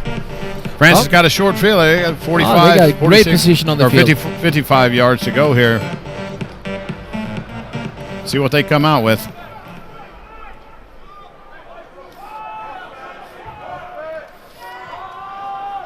We got a long pass. Boy, they got in we got trouble blown there. coverage again. We're not going to get this one. Yep. Touchdown France. Number 8 with a beauty. Anthony double. We're having some major miscommunication back there in the second. Yep. They ran on down here. They flared the back out this way and ran a double post or double slant move right there, and everybody stayed up low. There was nobody deep at all in the Swedish defense, and that was one play, one drive, and tie ball game. I have to say, if I'm correct with my notes, they scored the other touchdown at 4:42 left of the second quarter. Now the clock says 4:12. So in 30 seconds, they have produced an equal score in this game. Yeah. This French team mean business. I think the travel legs is gone. Travel legs are gone. They've been able to capitalize. You know, the thing that I'm seeing when watching the game up here is that there's some good football going on. Sweden's executed very well offensively to put the points on the board that they needed to, and then had the bad drive there, the first 3 and out, I should say. Yeah. And then France has come in, and they're capitalizing big time off the Swedish mistakes. Yep. These touchdowns that the France is scoring now, that's taking nothing away from France because they're executing fantastically on those plays, but they're taking a big advantage over mistakes, blown coverages, and miscommunications right now on their scoring plays. Yep. There's something I think the defense coordinator is going to have to take up Oh, they're Why is he so open? they're not making these mistakes on purpose, and No, of course they're not. talking about it, and they're going to try to get it cleared up. So, but now this is exactly what we thought. We're setting at 21-21. Sweden had a 14-0 lead. This is a good football game. Both teams are getting after it. Just congratulate all the viewers to have a nice game to watch. That's right. Long kick to Johan Ståhl. He's got a good air time. And we're going to get a block in the back. Yeah, it was too obvious. I'm going to tell you what. The kickoff That big Now kid we got right an extra there. penalty on him also. So Leo Saval, if I say that correctly, is a defensive lineman, number 93. Okay, that big dude is flying down the field on the kickoff, and I don't think anybody wanted to get in front of him, and somebody just kind of got behind him and gave him a shove there. Yeah, and then we see two flags. I think the same person. I think it was number 14 in Sweden, Christopher Desesar. On Team Sweden. Illegal block in the back Yeah. by number 14. 10 yards from the spot of the foul. After the play, unsportsmanlike conduct on Sweden number 14. Half the distance to the goal line. First down. I tell you what, boy. Penalties against the yellow and blue Team Sweden means that it is still the block in the back. I mean, you get in the You know, I'm going to guess that's Christopher Desesar. Yeah, it is. Plays at Uppsala. You don't want that on your resume, making the block in the back, and then obviously the unsportsmanlike conduct. He must have said something to the official or something like that, possibly. I don't know. It doesn't matter if he doesn't approve. The referee said it. The referee in the black and white. He's the man. You know, it was an obviously push in the back that I saw that one coming, but this puts Sweden back, and now we're France with a little momentum. Really deep in own territory. Oh, the pass is a little bit off. Right now, I get the feeling of the Swedish team is a little under pressure. It looks kind of like they're rushing things. Maybe just a tad here. The bottom line is they came out in the beginning of the game executing those plays like clockwork. They were just fantastic, and now they're out of rhythm a little bit here. Shook up a little bit, maybe panicking a little bit, getting pushed back here. Starting so deep in your own territory, coming off a 3 and out. This is a big drive. Second down from their own 7-yard line. Got 10 yards to go. Philip Julin looks for block, gets out of bounds at the 13-yard line, 12-yard line maybe. We're going to bring up a 3rd and short, 2 or 3 it looks like. Number 6, Fredrik Isaksson, a gain of 6 yards on the play. They had me faked out on that when I was watching the running back. Me too. So that's why I was a little bit quiet until I saw Julin pointing at his receiver through the block. I heard you say Julin, and I thought he doesn't have the ball. Then he does. Okay, we got 3rd down and 4 yards to go. This is a big down. Oh, there's the first. Well, I tell you what, we took a long shot for Carl Cam right there, which is never a bad idea. But we had France number 23, Dorian Marius. We had Gustav Andersson setting right there for the first down throw wide open. So I think we may be, Sweden may be pushing them. I say we when I talk about Sweden because I live here, I guess, but maybe pushing things a little bit. They could have had a nice little throw right down there to Gustav Andersson for the first down and kept the chains alive and made the long ball throws. So that's 2 3 and outs for Team Sweden. Team France with a lot of momentum right now, 3:42 before halftime. We got Ola Kimmerin ready to punt the ball to the French team. But now French team is going to get a really nice... Oh, it's a bad snap. We got a low snap. It's going to be a safety? It's called a safety. Okay. Safety, ladies and gentlemen. I know a lot of viewers going to say, why didn't he just kick it? First of all, you can't kick the ball when the ball is on the ground because that's a penalty. That's a penalty. And he's in the end zone. That's going to mean if you got a penalty in the end zone, it's going to be safety. In this case, the Swedish player So he tried to get the side, just a little. Of course, he saw the French defenders rushing through him. Then you need to kick the ball so it doesn't hit them. That's a bad case of nothing going as planned right there. Exactly. Nothing really going in. So, I mean, the kicker tried to look at the ball at the same time as he was looking at the defenders to place the ball where they wanted it. With the whole thing. You don't have the time in the end zone to get the ball right. Of course, he could have just kicked it and see what happens. Yeah, we got Coach Lundqvist down here, got the whole team gathered up. Yep. Patrick Lundqvist, the head coach of the Swedish national team. Get the whole team, and I guarantee you, he's one of the best coaches in Europe and well, anywhere, any country, and that's my personal opinion. And I know what he's telling the guys right now. He's telling them to get back and refocus. You know, it's very easy to be excited and you know, when everything's going your way. But a key to winning a championship or being a championship team is you have to be able to overcome adversity. And that's what's happened to the Team Sweden. We got off to the dream start, going up 14-0, and then answering the 14-7 score with another one of our own, 21-7. Yeah. And now some things have started to fall apart a little bit. And then now it's just what you brought up earlier. There seems to be a little tension. Sweden's pushing, and now things are getting a little bit sloppy. But hopefully the coaches and the guys, the leaders of the team, will get them back together and get them refocused. Yeah, I think we got 3 minutes and a half left of the quarter before halftime. And a nicely good saving tackle of the one with outside contain in the Swedish team. I'm looking for his jersey number. It's number 34. 46-yard line, where 34 is Per Lindelöf, who made a saving tackle because the French team was going for outside, and when you get the outside on the kickoff return, it's tough to get you. Yeah, absolutely. Okay, This is going to be an interesting drive. France has gone from down 14 to up by 2 now. Yeah.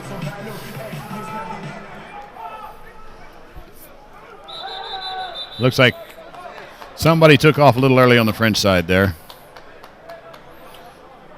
I'll tell you one thing that we're going to need to do. Obviously, hopefully we've got these miscommunications in the secondary straightened out, but it's time now. Now is the time that you really want your defensive line to step up and get things rolling here. You know, it starts there. Get a lot of pressure on if you're best, you know, an old coach told me a long time ago that your best pass coverage is your 4 defensive linemen. If they can rush the ball in those passing situations, get after that quarterback, disrupt it, then you got your full coverage back there, and everybody's able to break on the ball and make the play. Well, defensive players are allowed to move before the snap. Play action pass. Going back for the post route down the middle of the field. Got him. Yeah. Now we got defenders there. Close to interception. Number 1, Johan Ingemann is not that far away from the ball, but he was not that wide open as they have been. No, there was people there. That was a well-executed play-action pass there. France has first down and 10. Fake the run. Everybody takes a little step toward the run on the play there, and then they threw a well-thrown ball. The game clock is coming down to 3 minutes, and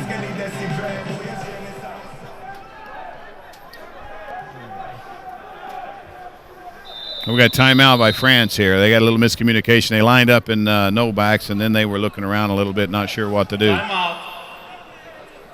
Team France. Team's first timeout. So with 3 minutes, 2 seconds left in the first half of this game, Team Tell you France what, takes this is timeout. Situation This is going to be an interesting end of this half here. This is a big chance for Sweden to make a stop and take a little control in this game. In this situation, I should say. Be interesting to see. France had lined up in empty and no back situation, and then they had a little miscommunication and called the timeout. Yep. Be interesting. They're going to see to try to throw another little post route, slant route inside the middle of the field there and see if they can score again here. And that'll be a big swing there. Going, you got the 2 points of the safety, and you get 7 more. You all of a sudden 9 points in 2 drives is a big push. We'll see what Sweden can do here. See if they can come up with a stop. I have to say thank you to one of our viewers who helped us with the broadcast that corrected the number, the game chart. France is in the lead with 23-21. Little blitz. Oh, okay. I said that interception is close now. Oh, that was close off the miss. I'll tell you, the other thing too, good. We got enough pressure off the blitz that forced the quarterback to throw it behind his receiver there a little bit. If he had hit him in stride, that might have been a little scary. It's a gutsy catch, though, when you have to pass the Westman brothers in the middle, because if they step up... I tell you what, I think they were chasing the quarterback there. I'm not sure. Or one of them was. Yeah. Still passing that middle zone, that can hurt. Yep. Second down from the Swedish 20-yard line. It's a pass play. Number 12 is open in the middle. And I tell you what. He got it. That's big right there for France. Sweden got problems in the deep middle. In the deep middle third, actually. That's the middle. They're catching, they're catching way too many balls without anybody close to them down the middle of the field. That's something that That's something we got to get fixed up. The other thing, too, I'll tell you, I have to give credit where it goes, too. We got great, this quarterback from France and his receivers doing a fantastic job. But on that play, I know that those offensive linemen had 3 of the Swedish defensive linemen blocked all the way to the one side here. So that was a pretty well-executed play by France.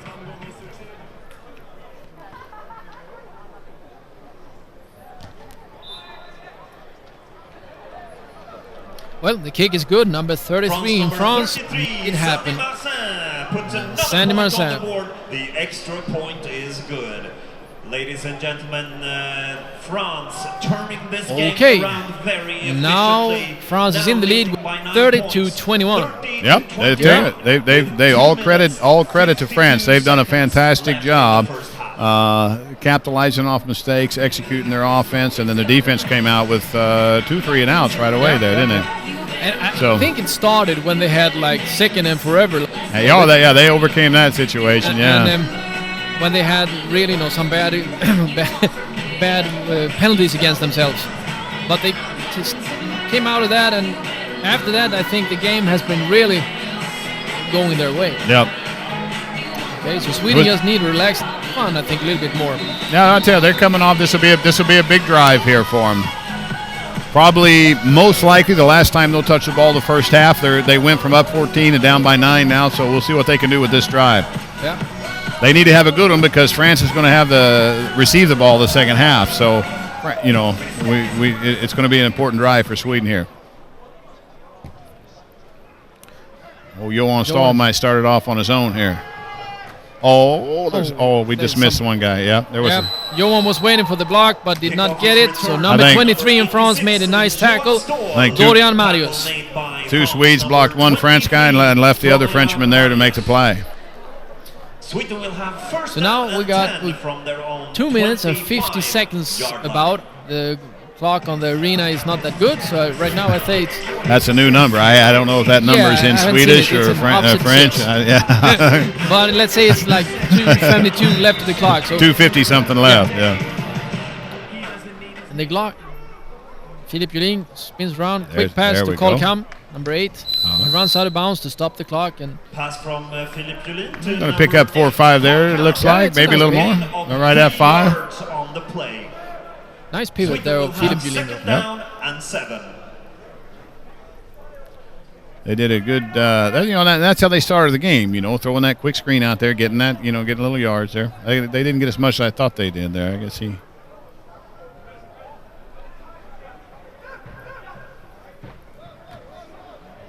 Good job protect. Oh, they're going. Nice pass. Oh wow! What a catch! Number 6 in Sweden. What a catch! Fredrik Isaksson. Nice catch. I'll tell you what, that was. I think he's happy that the field is kind of soft still. Yeah, that was. He just landed on his behind. Yeah, he made a. Philip threw that. Philip Julin threw that just a little bit behind him, and he was able to turn back and make the play. Yeah. While the defensive back was looking at Isaksson.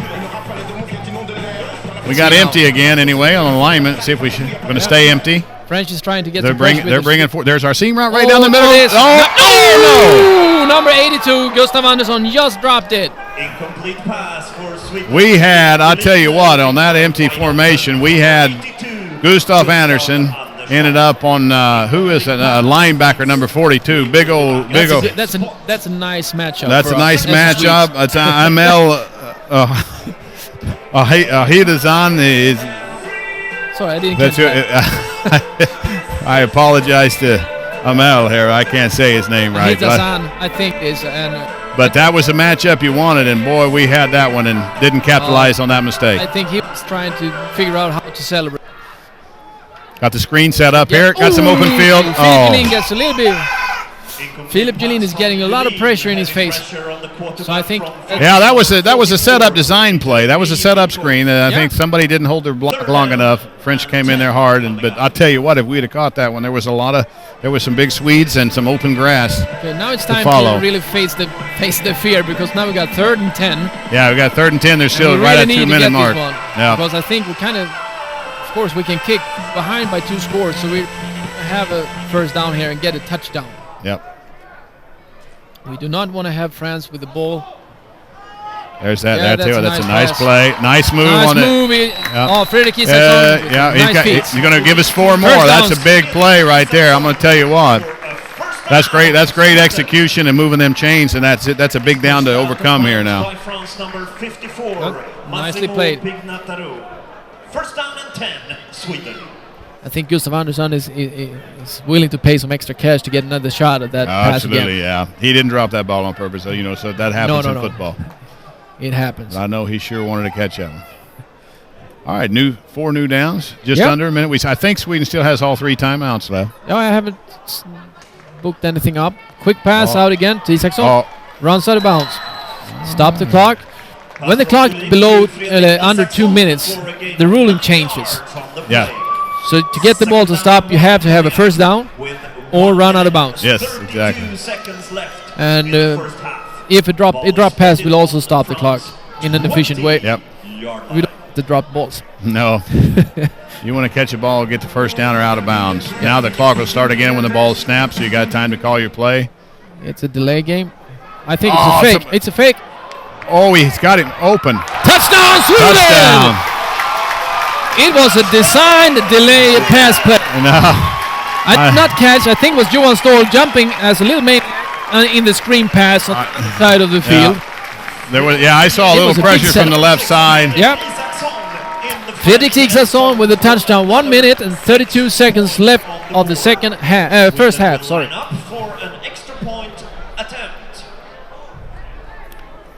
That's a nice answer. That's a nice answer right there from Sweden coming back here. And they had some pressure on them with had a 3rd and long and a couple of situations during the drive. The kick is up and good. I think. Yep, the referee shows it's good. We got it down to a 2-point game. This is going to be, I'm going to say this. Somebody's probably going to complain about this, but I'm going to say that. I usually say this is going to be another big drive coming up here from France. Sweden got the points they needed, but they left a minute 32. And last time we saw between the safety and the touchdown, it took 30 seconds. Yeah, if I'm correct with my notes. So 30 seconds of game time, I guess. Yeah, but still. Yeah. So this will be interesting because France is going to come back from a French perspective. You're going to get the ball again after the half. So if you guys come away, put 3 points, 6 points, 7 points on the board here, then you got the first possession of the second half. We'll remind you that there is a pub in the arena. If you follow the steps up from where you're seated at the very back of the main stand, there is a pub open where you can get refreshments. I got a question on the internet on the main stand. 1x3 guide and TV on Facebook. I don't know if this is the base for the championship in 2015, but of course all the players are fighting for position to be a part of the World Championship in 2015. Yeah, nicely played. No, yeah, absolutely. That's all a part of it. We got a little extracurricular activities going down here. That's. France will have a first down and 10 from their own 23-yard line. They got a little extra pushing and shoving going on. But back to the question. Yeah, you could say that this is the core group of 2015. But the one thing that's always ongoing for the national team coach and the coaching staff is they're always evaluating talent. They're always looking, for guys coming up, especially young guys coming up too. Yeah. So and we got a couple of really good ones coming up. Oh yeah, there's some kids that playing in the States. Definitely. Also. Quick pass. Nice play of Desisar, number 14, who broke up that pass. Yeah. Who was meant to be sent to number 4 in the French team. And Steve Delaval was the receiver who was supposed to catch the ball, but an excellent defensive play by number 14. That's nice. That's what I was just thinking. He keeps making plays like that, and when everybody's going to forget about that double penalty. That's the way for him to work. Absolutely. That's what you got to do. You got to, you make mistakes in football. You make mistakes. You got to overcome them and move on and continue to make plays. A little more confusion from the French. They've got too many people on the field here. Ooh, that might have been a great play. This is their first second timeout. That's team's second timeout. Second timeout. Yep. Left in the first half. Team France calls a timeout. Very even game, ladies and gentlemen. Only 2-point spread at this stage of the game. France leading 30 points to 20. All right. going to be interesting. I'm not, I guess I can say this because I'm in the booth. I sure hope Coach Lundqvist is telling them that somebody's got to secure the top of that defense. Don't let anybody down the field. Somebody's got to be out there. Don't let them. Somebody be deeper than their deepest and break on that ball. This is a time too, from a defensive line perspective here.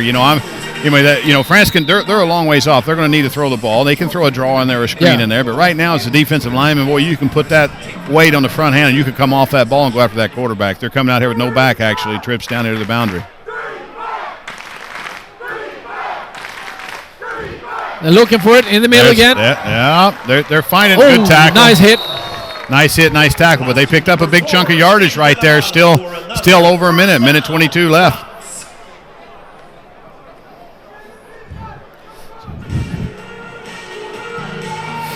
Well, 1 minute, 22 seconds left. D-line needs to keep coming at him here. France doing a good job with their protection. Nobody's getting around quarterback. We got pass again. Oh, it's got an opening. He's going to run with it. First time he's ran. Nice hit. Nice Number 17 in Sweden. France quarterback number 16. Marco Göding. He's having a great game, actually. Yeah. He did a good job. He did a good. Here goes France hurrying it up now. Yep. They're speeding it down up. Under a minute. I believe they got 2 timeouts. 50 seconds and still counting. They got to get lined up. They're wasting a little time here. Come in. Look. Oh, there's. Oh, he's wide open. Now it's a run. Yeah, that's smart. Slide. That'll stop the clock for the first down, but the clock's going to roll again as soon as they set the change.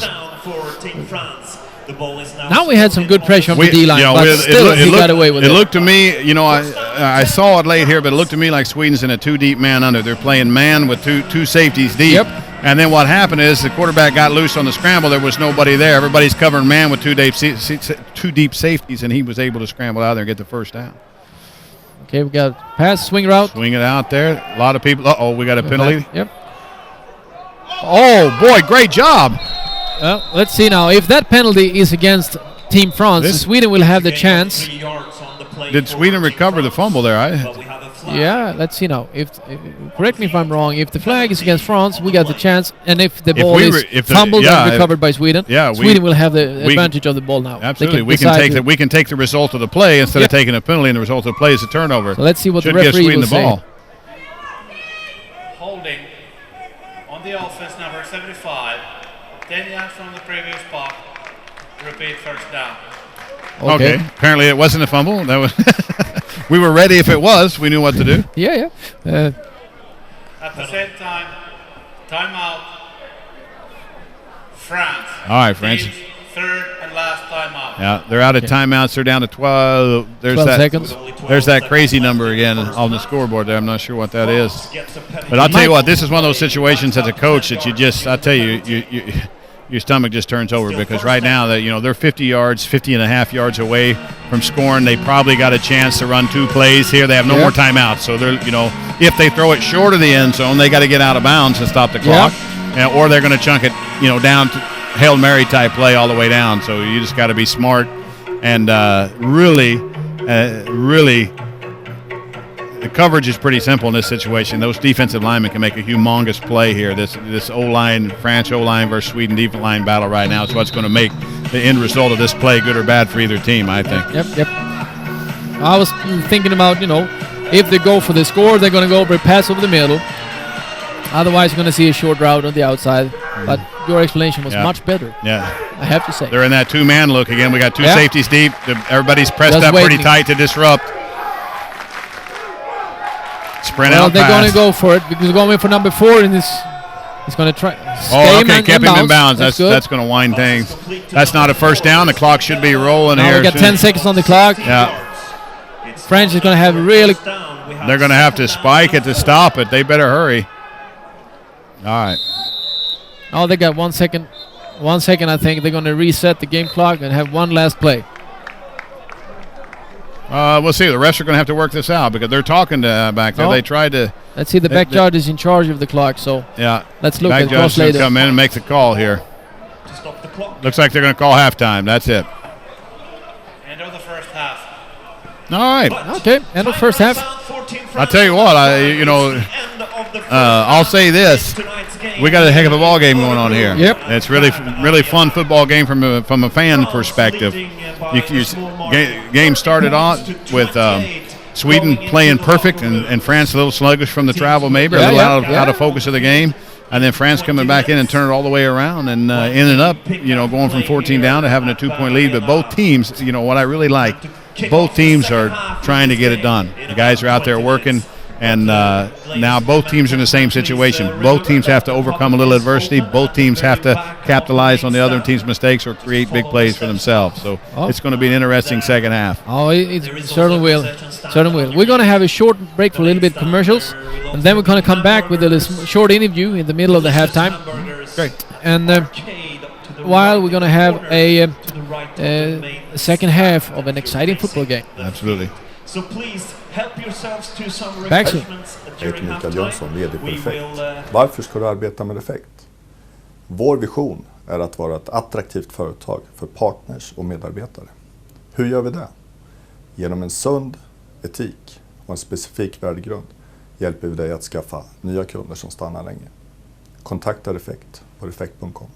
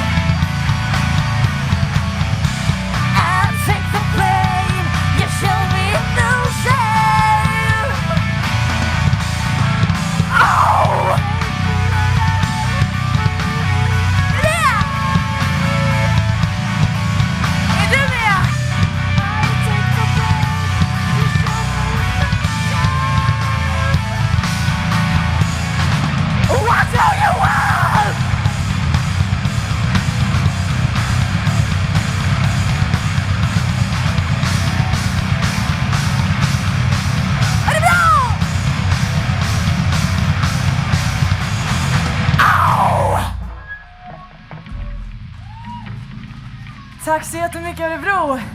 Det är vi som Inberg. Sjukt kul att få här idag.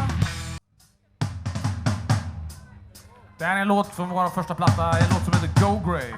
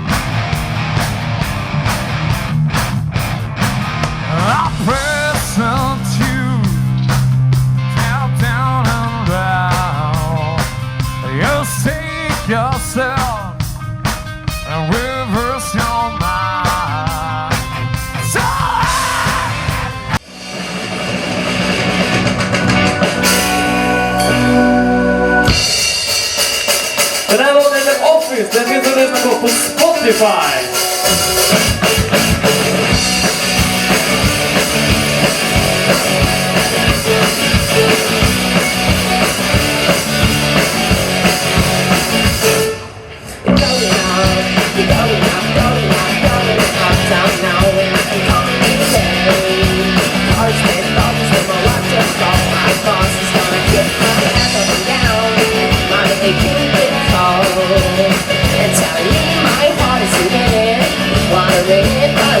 To say it's all I need, it's all I need, it's all I need, it's all I ever need, it's all I need, it's all I need, oh, it's all I need.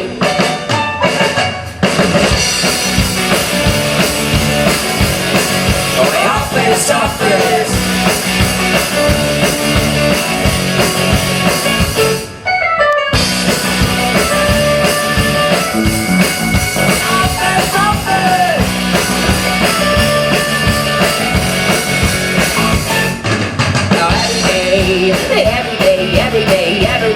It's like I am finding out, and you waste to hate what I'm doing, and who I'm doing it for. I'm gonna take a coffee machine, it just gets to break up. Hey, it's all I need, it's all I need, it's all I need, it's all I ever need, it's all I need, it's all I need, oh, it's all I need, it's all I ever need, ever need. Nights I'm going back to my office building and look around and go round and round. I'm pouring gasoline, all happy and I feel good. Goes to show the same man actually can ignite a little bit of insanity that will work well in sync with magic and a big dream. It's all I need, it's all I need, it's all I need, it's all I ever need, it's all I need, it's all I need, oh, it's all I need, it's all I ever need, ever need.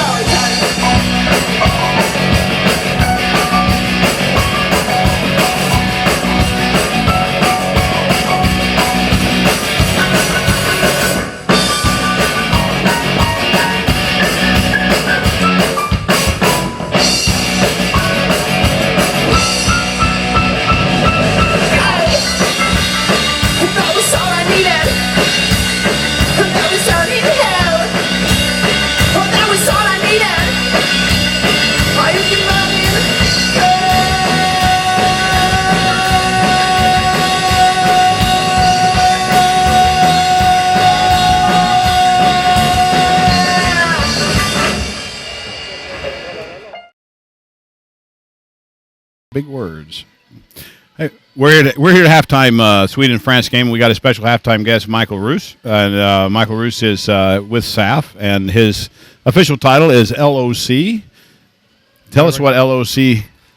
Yeah. Director of LOC, I guess. Director of LOC. That's the local organization committee. So I'm in charge of the whole tournament when it comes to the players, the spectators, everything that happens on the arena. Yeah, great. And the tournament you're talking about is going to be 2015 World Championships coming up in Tele2 Arena. Is that right? Tele2 Arena, yeah, Stockholm.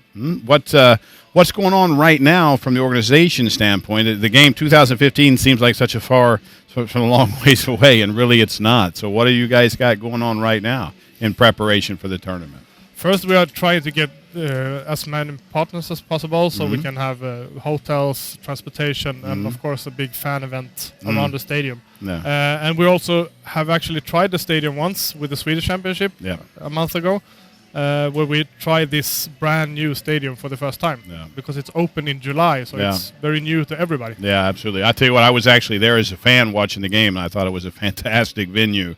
It's a very fan-friendly arena to watch a sporting event from, and then there's a lot of places there on the outside for fans to gather, and places to eat and things. I think it's going to be a fantastic week. How long was the World Championship scheduled to last? How long will that tournament be in 2015?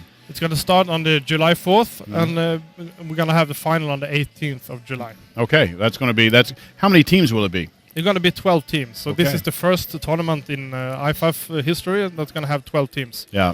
The 2011 was only 8 teams. So it's going to be challenging to have a lot of games and a lot of teams. Yeah, that's going to be a lot of football played, and like you said, a lot of games, and 12 teams. Can you give us some idea where the teams are all going to come from? Yes. It's all decided by IFAF from the different continents, and the Americans are going to have 4 teams, and Europe's going to have 4. And then you have 3 teams from Asia and also 1 from Africa. Mm-hmm. Okay. But the only teams that are already decided who it's going to be, it's United States as ruling champions and Sweden as hosts. Okay, great. So there's going to be games going on over the next year and a half or so all over the world to try to qualify to be here in Stockholm in 2015. Yes, and it's already started to be on IFAF webpage when different qualification games is going to be played. Okay, what is the address to that webpage? For the IFAF webpage is ifaf.org. Yeah. But you can also read about the World Championship at stockholm2015.org. Okay, that's fantastic. So a lot of information out there, and I don't know if anybody's never been. I've been lucky and fortunate enough to be involved, as a coach in some of these, tournaments, and it's a very special event because you have all these teams gathered from these different countries. And it's the best players that the countries can provide, and some really good players from the USA, from Team USA. And I think sounds like it's going to be a fantastic event. Big challenge to pull it off, but I think I've heard a lot of talk about it, a lot of things going on, and it's sounds like we're not too far removed from getting everything finalized. No, and I also had the opportunity to be with the LOC in 2007 when it was in Kawasaki outside Tokyo, and I also was in Austria 2011. So I've seen how you can do things different, and also learned a lot of things from those 2 World Championships. So I hope we're going to get a really, really good tournament, or I believe so. Yeah, well, great. That's fantastic. Yeah. Well, right now we just talked to Michael Roos on about the World Championships in 2015. Here in a few minutes, we'll be back to the second half of Sweden versus France. Right now, with France leading 30-28. I had no idea if we were done, but I couldn't think of any other.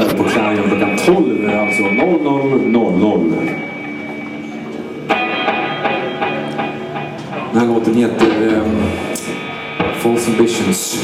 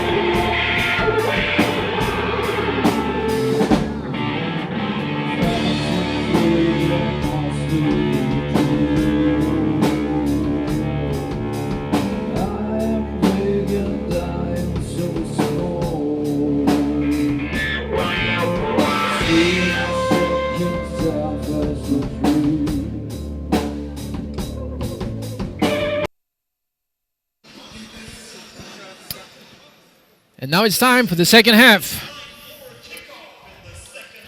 Well, we'll see what's going on. I think both teams are probably pretty happy, and both teams are also a little disappointed in how the first half went. But we got a good football game going here, and Ola Marine's going to start off the second half here. Try to kick a little bit to the sides. We get about nice bounce there. Big high kick there and short into a hole. Okay. Nicely saved. Saving tackle again on the outside. It's number 34 again, Per. Let's see now if I can remember. Lindlöf. 31-yard line. First down and 10. I think. Team France. Okay, France gets the ball start. I mean, as a Swedish player, you really want a 3 and out here. Obviously, numbers on the board. I'm sure what Sweden, saying here, the coaches are wanting, hey, look here, let's go out and start the second half the way we started the first half, and let's go over and take control of this game. Yeah. France's coaches are probably saying the same thing. Hey, we were down and we came back, and let's just keep it rolling here. Tight end, unbalanced formation, look like. It's a pass play. Play action pass again. Down. There they go. Oh, they are too wide. I'll tell you what, that's just way too easy. That is not a pretty sight, and I can tell you this much. I overheard a couple of the Swedish coaches talking about the problems in the first half, and guess what problem we were discussing? They were talking about the defensive backs, and this is not going to make them more happy. No, that was a well-executed play from France, and miscommunication is secondary. Nobody's supposed to be that open. Yep. Somebody's supposed to be deep. And the problem is there were 2 guys deep. Yeah. 2 French guys deeper than the deepest. There was. Number 4 scored the touchdown. I'm sorry, I did not say his name That's again. Steve Delaval. He picked it up in the second quarter and starts the third quarter. He's having a ball game right now. Yeah. Now the extra point, number 33. And I think that's why. No, it was good. I should be quiet when I don't know. One more point on the board for Team France. Not the start we wanted as a Swedish commentator. Not the start, no, not at all. But this is big challenge here is for the offense to be able to come. First of all, you never know what's going to happen if they kick off the Johan Stahl again. He can go any time. That he touches the ball. And Joseph Neguzzo also, who's back there deep from Karlstad. Joseph is a pretty fast dude himself. So they get tired of kicking the Stahl and kick one to Joseph. Anything can cut loose there. But it's going to be a big challenge here for the offense to come back. This is one of those games where it turns into both offenses have confidence. Both defenses are struggling a little bit here right now in this football game. Classic, that the best defense you got is your offense. Ball controlled offense is right now what you want to have. And French can play by that rule right now for a little bit anyway. They're in the lead. Yeah. And the Swedish team has to produce. They have to get more points on the board, and they have to make a good stop. So the pressure is on the defensive squad. And Johan Stahl is on the ball. Oh boy, he's got a shot here. He's got a shot here. He got it. He's up and he's going. Let's see if he can face off. No, it's saving tackle of number 81. We're going to get offsides on the France kickoff team, but I obviously will decline that and take the ball. Where Johan, I declined it 7 days a week. I'll tell you what, they set that up, and there were some big blocks to help Johan get through there. But he's exciting anytime he touches the ball. That's just all there is to it. I did not see who delivered a I apologize. Yeah, I apologize. But I didn't have either. To say that number 81 in France saved their team from a very heavy touchdown, because the kickoff return is always heavy to get against you. Yeah. Whoops. And it was Romain Clot. Yeah. So I don't forget his name. Yeah. You know what? I've been taking a year off football. You miss a little bit here, but that penalty's added on at the end of the run there. So we get 5 more yards, and we get the ball inside the 30 at about the 27-yard line here. Anders Hermansson in at quarterback now for Team Sweden. Okay, we got this best quarterback in Sweden. Yep. I'm going to tell you what, I've seen Philip Julin play a little bit on film on what I saw from him in this first half. Fantastic Swedish quarterback. And then Anders Hermansson, I think, I've seen a little bit more from being from Karlstad, seeing him play. He's a real deal quarterback. That's all there is to it. So it's a fantastic position for Sweden to be in, to have these 2 young quarterbacks in the program. And I'm anxious to see who builds up, or who comes up from the youth that's out there working now. Now he got his running back from his team also right next to him, Forsman. And they have ran the option all year long together, so they know each other. Yeah. As a member of the Black Knight organization, we have played the Casa Crusaders, who is the team for both of those players, Hermansson and Forsman, and we have been losing to them every game we met. So that combination is... A lot of people have been that way. Yeah. So they're a great combination as a quarterback. And Hermansson is great running the ball. He's big and he's strong and he's powerful. Yeah, he's a big time. He's a very good quarterback, and he's definitely a threat with his legs. So we got a first down and 10 from the French 16-yard line. Hermansson is taking off again. He runs with the ball for about 5 yards. Sweden's number 5. He pulled up there. He thought a little bit about flicking it out there on the perimeter, and he had a chance, but then he saw that grass in front of him, or that turf in front of him, and he's going to take off and get what he can there. Jakob Dari was number 84, was pretty open in the end zone. I think that Hermansson saw something that made him decide to keep it. He saw a lot of open space, and a guy kind of close to our guy. Second down and 5 from the 10-yard line. Forsman got the ball straight up the middle. Boy, He's not big, but he's heavy. He runs hard. He's a big old. They call him the bull. He's a heck of a running back. Been around a long time. Tough kid. In the Swedish Championship game, actually, he played three quarters with a broken collarbone. Yeah. As a running back, that's amazing. The shoe from Schiel, I think they say. The bull from Schiel. First down and goal from the 5-yard line. Hermansson with a high pass. A little bit off. We got a flag come in here. I don't know. It looks like a late hit. Yeah, it was thrown right. No, we're going to get holding again. Yep. Not what you want when you got first and goal. That you never learn to, try to see what the referee have been seeing. So take a guess on the penalty, and it was not against France. It was against Sweden. It was holding. And I don't think French declined that. C. Mamadou there, number 96. Coming through there, getting a hit on Hermansson on that play. Yep. So a penalty against Sweden for holding, meaning the ball is backed up 10 yards. Okay, they have to back it up. They got it still first down, but they got a little bit more. They're back on the 15-yard line. I apologize for talking there. I missed who the penalty was on. It was on Holmgren, 72. Okay. All right. Going to bring a little heat. I think he just got stuck with his fingers. Quick pace. Oh, nice. Oh, nice pass to Johan Ståhl with great hands. The old classic Fox route, the fade with the out down there, and the out route on the inside receiver. Yeah, out route by the inside receiver, and Hermansson threw that ball. Only Ståhl could catch it, to where he could only catch it. Picked up a few yards, getting a little back in there closer to the goal line. Yeah, they got the second down and goal from the 9-yard line.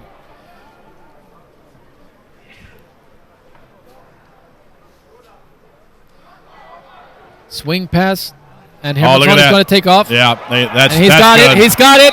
I'm going to tell you what. Touchdown, Sweden! That's a fantastic job there by Hermansson. You see the back flare out here, and the linebacker ran with him. They're in man coverage underneath anyway. Yep. So that means they're rushing 4, and we've got 5, plus a guy with the ball. And Hermansson pulled that ball down and took it in and scored himself. That's a fantastic job. Yep. Ola Kemlin needs to kick again.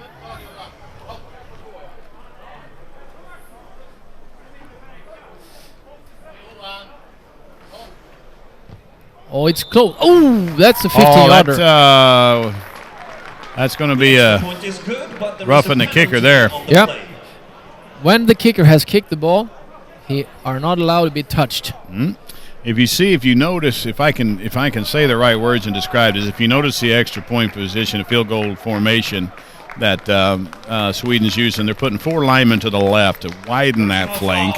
And then to the right side, you've got a guard and a tackle, and then 2 wingbacks stacked behind each other. And the theory behind it with the splits and alignment is that from the kicker's left side, the flank is going to be too long for somebody to actually come around and have a good angle to block the kick. And then on the nub side, we call it, where the 2 wingbacks are stacked, to actually get around the because if they do their job, nobody's going to come in between them. Nope. But to get around that stacked guy is going to create too bad of an angle to get there and block the kick. Yeah. That's something.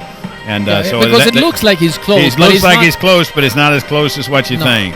Because he came through and hit Ola and. He was sliding into it. Yeah, it was not like he charging into as it. he was coming down. But the kicker is sacred. That's right, especially when it's Ola Kimri. Oh yeah. Let's see what they do with this. Yeah. Sweep it.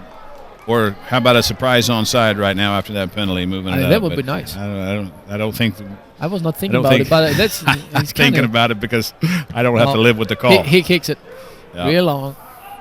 He's going to bring it. He brings it back. It's gutsy. Oh and boy, big play. That's a poor call. Yeah, that was. It's nicely defended by the Swedish kicking team, and it's Per Lindelöf again in on the tackle. He's been on a lot of those. I'll tell you what, this is a great start, a great opportunity right here with for Sweden. Tackle made by Sweden's number 34. Well, France scored in one play last time they had the ball. Let's see what they see if they can come up with another play action pass and go for it. I would like to see a prevent defense, to be honest. We just got to clear up that communication. They'll be all right. But absolutely, we need to get that mill safety back there just for safety. Of course, this is not a championship game. It's a game to see where we're at. Yeah. So it's a bad throw. Yeah, that's the thing you got to, that's exactly right. It's like I talked about at the beginning of the broadcast. It's the two things going on here. One is a coach evaluation, and one is that everybody wants to win. And right now, at this moment right now, there's not a coach or a player out there thinking about evaluation. They're thinking about winning this football game. Yeah. And those, that's where they're focused on now. So I mean, to say something with a broken pass cover we had a couple of times, this is just a step on the way to the championship. Yeah, absolutely. Quick pass. Nice play. And a nice catch with a lot of traffic around himself. Number 8 is making a great catch. Now we're seeing Sweden. Anthony Nabel. What they've adjusted to here a little bit there is they went again to what looked like to me what I call 2 deep man under. They had 2 safeties playing deep, and they pressed everybody else up in there to play the man coverage. Okay, but you really got to. You need to get some good. You need to get a good pass rush to hurry that quarterback up.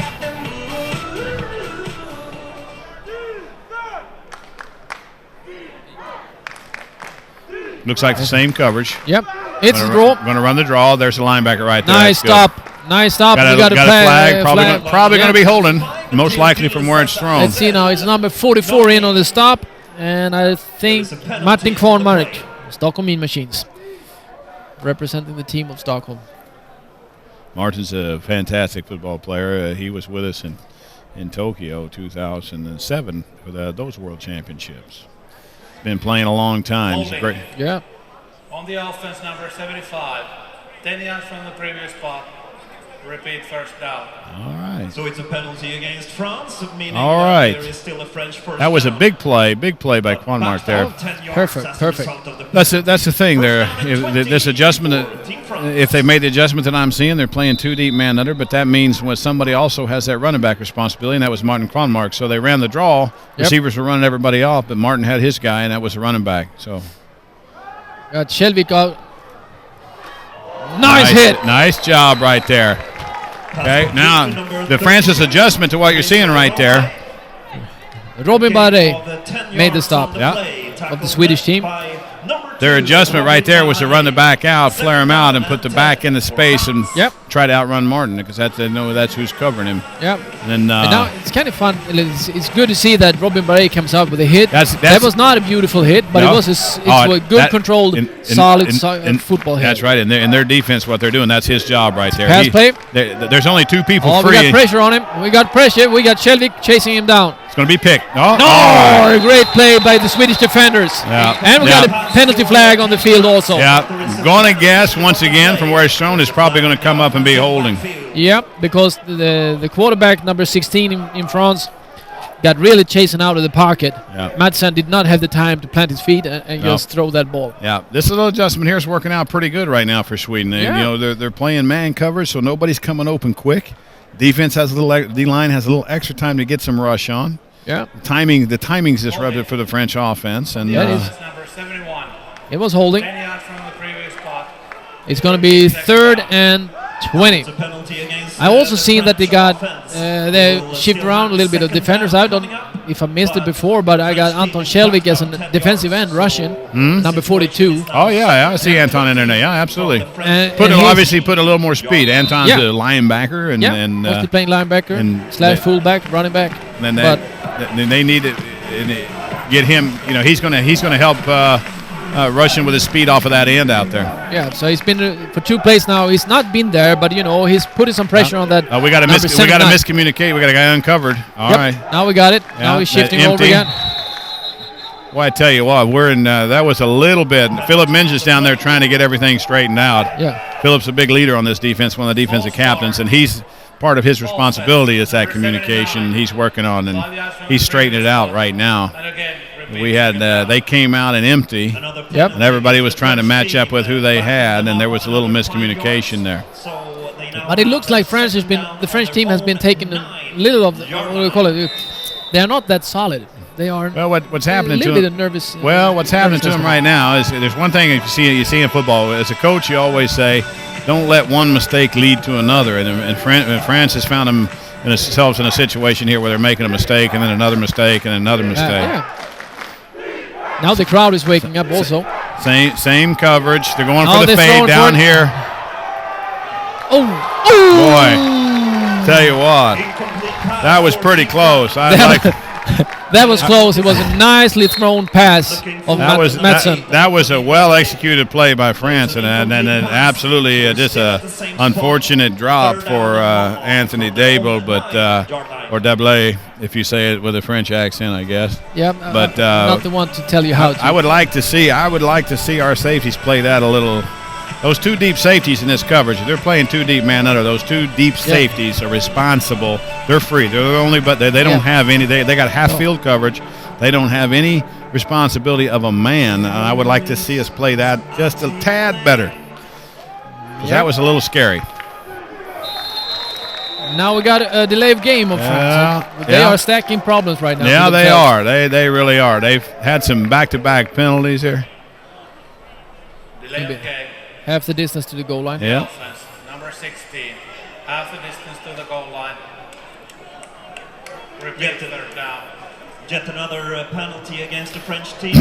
Yeah, this is kind of this is really interesting. They come out and score in one play, and then the next time they get the ball, they made the decision to return the ball about 7 yards deep in the end zone. Get tackled after 10. Then they have a couple of holding penalties, and now all of a sudden, third and here we go with third and forever again. But last time we said that we've seen them. Took an ugly turn. We've seen that before. Swedish eyes. Yeah, we've seen that before. Oh, poor snap. Sprint out. Oh, Shelvik got some pressure on the quarterback. Oh, good play. Oh, come on. Go. Shelvik's. Oh. He's going to throw it away. Yeah. Yep. I'll tell you what, Anton Shelvik made a heck of a play as a defensive end right there, taking a pursuit angle.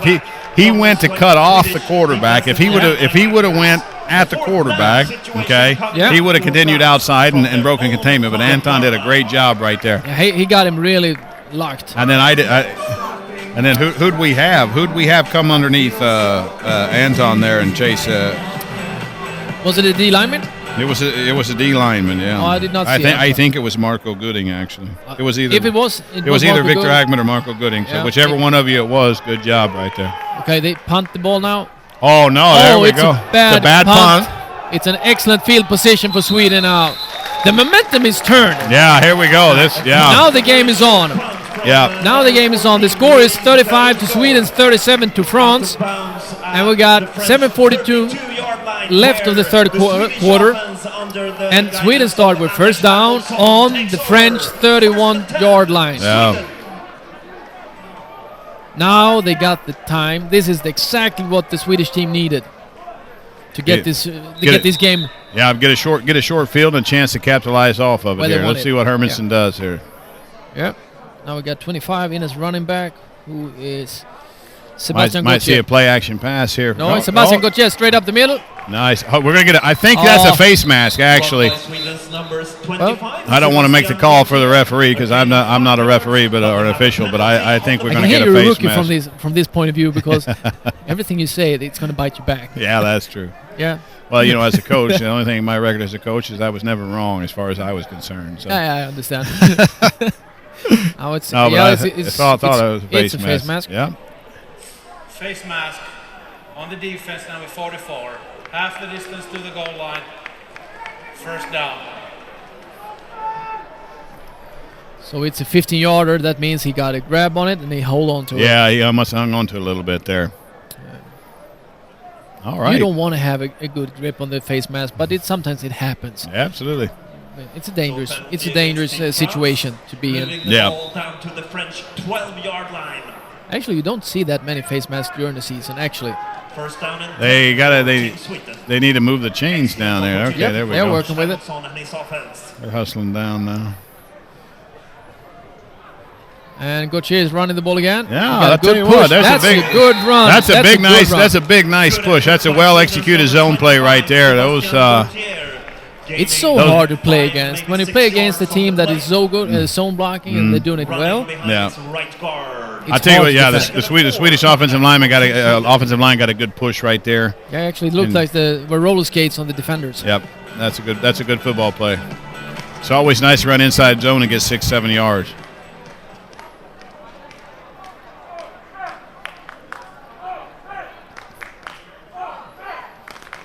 Here we go. There we got that little flare. Oh, there's wide open. Nice play. Touchdown! Nice football play. Andersson, he got his revenge. He got his revenge, didn't he? That's really happy for Gustav there. He ran a heck of a little corner route right there out of that. That was an interesting adjustment too. Well done football play. You know, they've been running the little flare out there, hitting the back on the flare, and then they ran the double post out of there. Gustav ran inside like a slant and broke it back to the corner of the end zone, and there was nobody at all there except the pylon.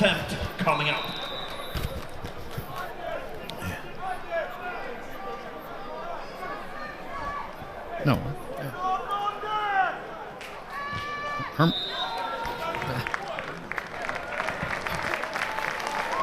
Ola got that one. It's good. Ola Kimreen got that one. I'm going to tell you what. The one thing that Ola might need to be icing down after this game. Both kickers might need to ice down. They're getting a lot of action. The punters, if teams have different punters, those guys are probably a little chilly right now. Yeah. No, they don't. The punter is Ola. I think, and I don't think he wants to punt again because last time he tried it didn't work out that well. It didn't go so well. This is a big thing. I know from a Swedish standpoint, now we're seeing a team that came out, started flawless. Yep. Started making some mistakes, ended up losing the lead, had a big downtime, score before half, come back now, and then all of a sudden playing great offense, great defense, making the plays. Now you got the lead again, 42-37. Yeah. Things are looking pretty good, but as always, a lot of game left, and there's no way France is going to lay down and just let this be over here. The score is 42-37. We got 6 minutes and 42 seconds left of the third quarter.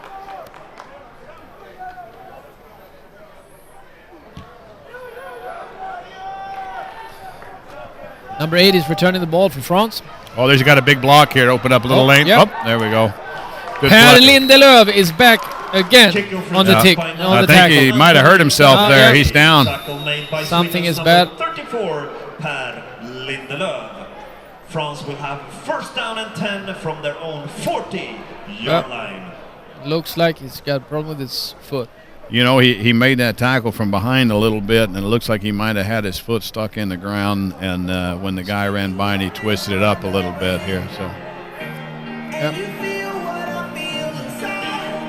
they're working on him pretty good. Hopefully he'll be all right. You hate to see that for anybody anytime, but they're going to work on him. Hopefully he'll be okay. Going to be a big, interesting drive here, or been a series here for the Swedish defense. They coming off a fantastic stop the last time, and we'll see what they can do.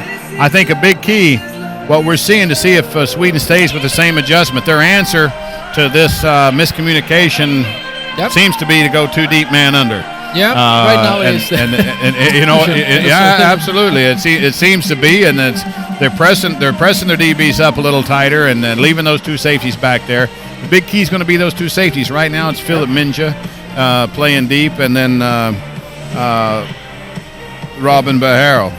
Yep, number 2. Number 2, being the 2 deep safeties. Everybody else is manning up. And then, as we mentioned before, it comes down now to the defensive line. Defensive line is going to have to... Like you said, it doesn't matter if you're the best pass protector in the world if the D-line doesn't do their job. No, exactly. They're your best Well, coach. it doesn't look too good for Pelle Lindelöf. No, like his ankles got it twisted or something. Yeah, looks like he must have twisted his ankle off pretty good there on that tackle. You know, maybe because he came in hard. Yeah. And I'm going to tell you what, he made a heck of a tackle right there because that was going to be a lot more after if he hadn't made that tackle. For being a wide receiver, he's making a lot of tackles on special teams. Now that's what you like to see. You like to see guys out there getting after it. And see now Kjellvik is running around the corner. Did not take that. There we go. Oh, somebody's... I'll tell you what, that's just poorly played. Yep. That's all it is. I don't mean, No, that's that safety's got to be over the top of that play. That's his job, and he just stopped and watched he watched big number 8 there. Double from France, Double from France run right by him. Ran right by him. That's just a unfortunate mistake for Sweden. But once again, France is saying, hey, here we are. We're not backing down, and we're going to make plays. As the coach side of me right now is a little frustrated because you should never, if you're playing 2 deep man under, they should never hit they just never hit a fade. Your safeties right there should come over the top of it. But those are the things. This is in quotes a friendly match. Yep. Meaning that it's not a tournament, and then that'll be something the coaches can work on and correct. See now. Oh, they missed the extra point. Yeah, they missed the extra point. Missed it. All right. Extra point is no good.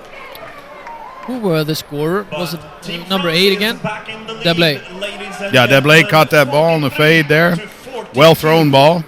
But I sure really think Sweden could have played that a little bit better. What I'm seeing here interesting too is, France has had some drives, but they're scoring on big plays. Yep. Big chunk plays, and I think Sweden's offense here has had some good drives coming down, taking control of the ball. So, control the line of scrimmage and moving the ball down and scoring. So. It'll be interesting to see what can happen this drive here. Yeah, but I think if our safeties could, Sweden safeties could move back and not get too eager to get upfield. Yeah, I think. Yeah, it's just I don't know. I just know the young man misplayed that. He didn't misplay it on purpose, and he's going to learn from film and evaluation how to play it better. Yeah. But I know that safety's job is to be over the top of that fade, or knock the guy down, when he catches it, and we just kind of watch number 8 run by us there. They're going to give Stahl another chance. Yeah. It's going to come this way. He's got it again. Oh, we ran by a guy. Yeah, he got a little bit frustrated. Number 86 in Sweden. He got tagged by the kicker, 33, I think. Sweden's 32-yard line.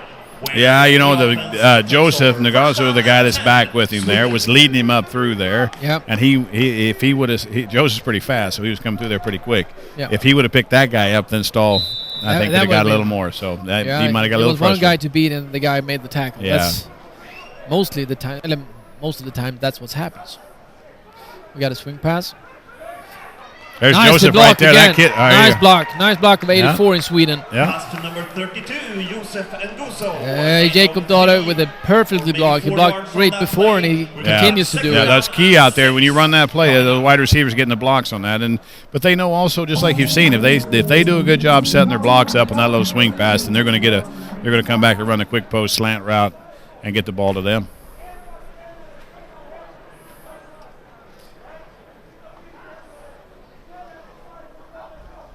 Second down and 7 yards. Oh. It's slippery. Well played there by the France defense on the zone read. Yeah, weak side, loud side linebacker on that side. The defensive end crashed in to take the back. It's a keep read all the way for Anders, and he comes out. And the thing I like about that is that still puts a real good guy when Anders keeps the ball on one. It's one-on-one out there. Yeah. He gets by that linebacker. It takes a lot of discipline of the defense to stay home, to take that cutback and that option, so to speak. We got the swing route back. Oh, lucky bounce. I'm going to tell you what, I know Johan Stahl, and Johan Stahl is going to say he did that on purpose. Yeah, because the other guy was open, right? No, it's a lucky bounce for Sweden. The ball was meant to go to Johan Stahl. It bounced in his hands and ended up in Fredrik Isaksson's hands instead for first down. Yeah, 2 good players touched that ball. Yep. Make the most out of it. Is that what you said? Absolutely.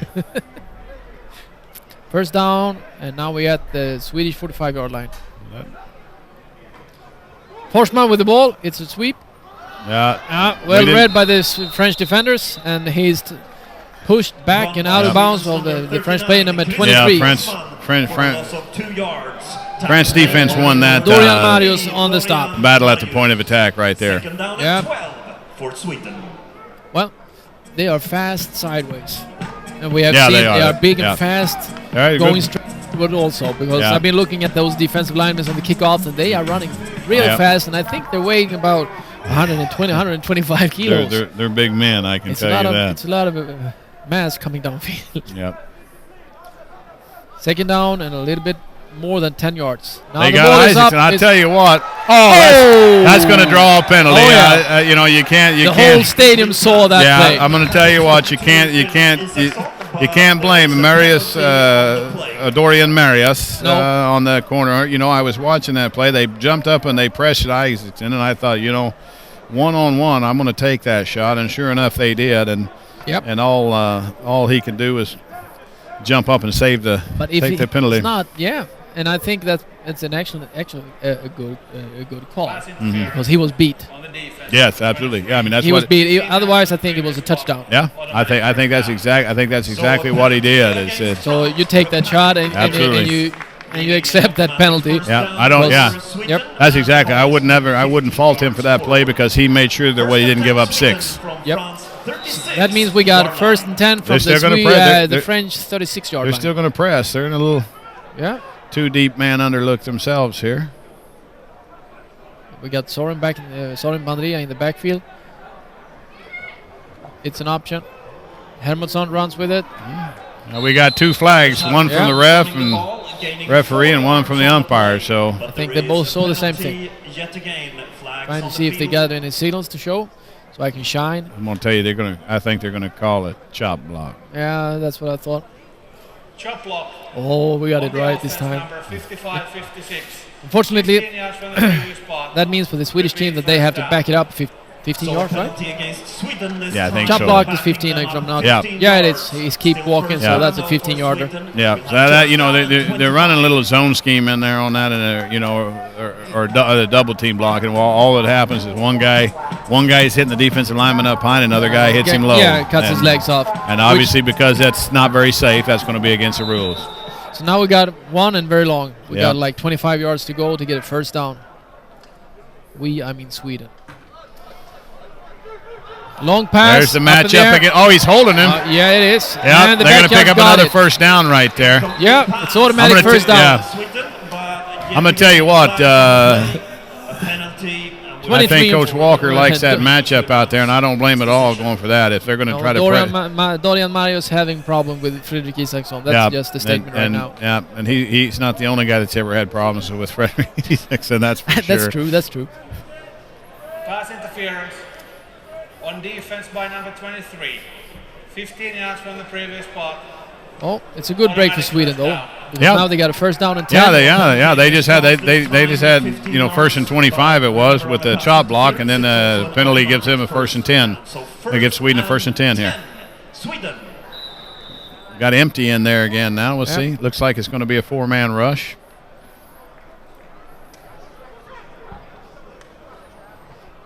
It's a sweep. It's a good block of Johan Stahl. But the French defense is really hustling to the ball. A 5-yard run by Sweden's number 24. Tackle is made by a number of players. 44 and 93 in France is in on the hit. That's a nice play there. They picked up 5 yards there, and I'm going to tell you, you might see sometime that same look right there, and then Hermansson keeps the ball on the keep part of that. I think he's reading that play as it develops.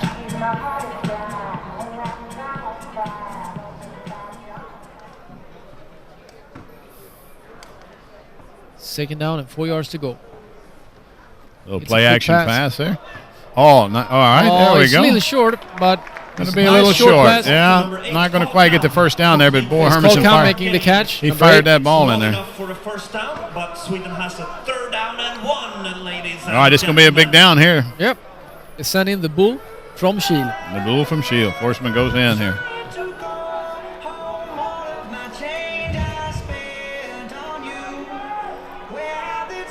All right, France looks like they're going to play their base defense here, unless they're going to come up and bring blitz those 2 outside linebackers. Maybe no, doesn't look. Might they show blitz in the middle? I don't think they're going to come this time. I think they're going to try to play that zone read, and they run the inverted veer, and Hermanson That's an easy pick for Hermanson. Yeah. Straight up the middle for a first down. Sweden. And I'm looking at 84 in Sweden, and I'm smiling a little bit because he's giving defensive backs a hard time. They are getting pissed at him, to be honest. He's a good. I don't know if that's a polite word to use, but number 84, Jakob Dahl, is blocking. He's knocking a lot of people around out there, that's for he's sure. blocking defensive backs back really hard right now, so they get a little bit frustrated on him and jumps up when he's pushed him down in the ground. He's a big boy also, so of course. He's doing some good blocks out there. Here comes a little bit. Oh, here's the fake play. Oh, he's got Carl Cam was open, but the ball was a little bit overthrown. We got more yellow on the. And we got another holding call. Yep.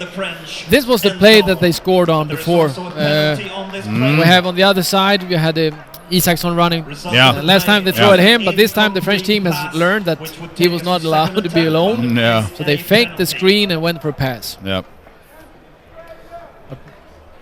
Holding on the offense number. It's an interesting play. It worked good, and this was so close, but of course the holding takes it back a little bit. Yep. So once again we got 1st and 20. Yep. And now we start with the ball at the French 33rd yard line. Yeah, starting to get quite a few penalties here on both teams here.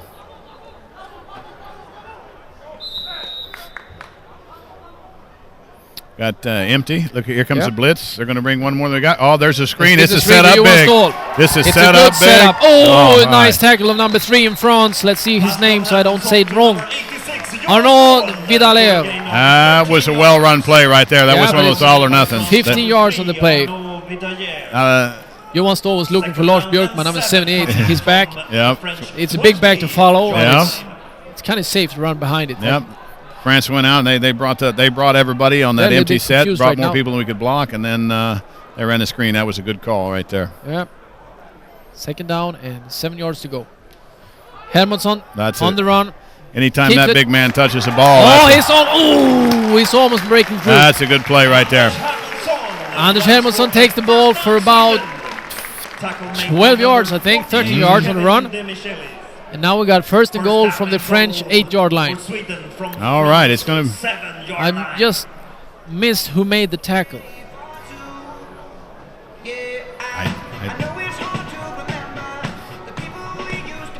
Let's see if we can predict the next game, next play. Oh, they got the blitz there. No. Perfectly played by the French team. Perfectly played by number 48 in France. Yep. Let's see now. Kevin Demesh. Oh, sorry about that. Yeah, he had he had leverage on the outside there, and big Thomas Falkling didn't have a chance to get him hooked, and they were going outside zone there. Oh, that was played real well.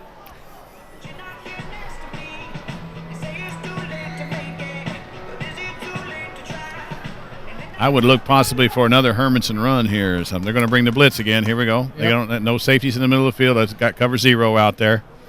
They're bringing the blitz. Too many people coming and going to have to get rid of the ball. Yep. There were a lot of yellow helmets watching. And when you see the numbers 50 and 70 and 79, it's not. Yeah. Because they were watching, did he survive? That's one of the things. When you see that look, you got a French player down there. He fell down a little bit late, so I don't know if he's been... he holds his leg up. It might be his ankle. If he hurt something in his leg or took a shot in the head, I'm not sure. But no, you see the lineman up there. They didn't have any safety at all in the middle of the field. Everybody's covered man, and they're going to bring 6 there. It's a tough situation. So you need that little extra. Yep. The attendance numbers for tonight's game. And we have 1,586 spectators attending tonight's game. Thank you very much. They just announced attendance here. Yep, we have 1,586 spectators on the game. Now that's fantastic. That's a nice crowd for a Saturday night. Yeah, it's a Saturday night in October in Örebro, Sweden. Right. It's kind of chilly. Yeah, it's not that cold that it could have been, but still, it's a little bit chilly. I'm going to tell you what. It's fantastic football weather. Crisp out there. The wind's not blowing at all, and if you're out there running around on the field, then you're not feeling very chilly at all. No. All right, third goal, I guess it is. Is that right? Third goal. I mean, it's closing into the end of the third quarter. It's like. All right. Yeah, it is. Interesting 2 plays here because it is the end of the third quarter. Yeah. So it's fourth quarter football with the score 43 to France and 42 Sweden. Yeah. I did not expect this many points on both sides of the ball. I have to be honest and say that. No, to be honest with you, I don't remember a national team game that's had this much offense from both teams. Especially like these friendly games. Yeah. You really need. It's easier to get that defense group together and get that working. It's pretty solid. Yeah. And right now it's the opposite, actually. Yeah, both offenses are playing well. Like I said, the thing, my first impression of what I've seen here is Sweden's doing a pretty good job moving the ball downfield, getting the drive in. They're still going relatively fast-paced, but they're getting the ball driven down and putting it in. France, on the other hand, they've had a couple of really good, impressive drives, but at the same time, they've been able to strike with that big play. So, they had a couple of those. Yeah, they have. Okay, here comes the heat again. Blitz showing, it looks like. All free play. Somebody must have moved. Yeah, it was bad. Otherwise, it was a 5-yarder. Yeah, somebody jumped. I didn't see who did.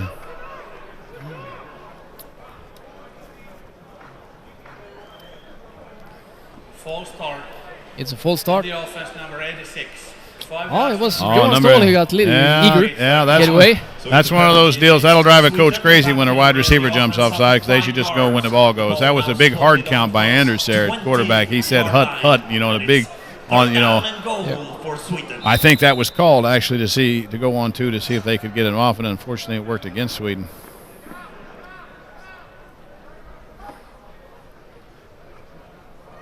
There's a throw down the middle. Oh, almost. Almost there. Pass for Sweden. All right, this will be a big test for Ola Marine. Yep, here he comes. See how that leg is doing. Ball's right on the 20. He's going to be 7 yards back to that, and then add 10 for the back of the end zone, so about a 37-yarder. You work in school times, don't you? I heard you're adding that up.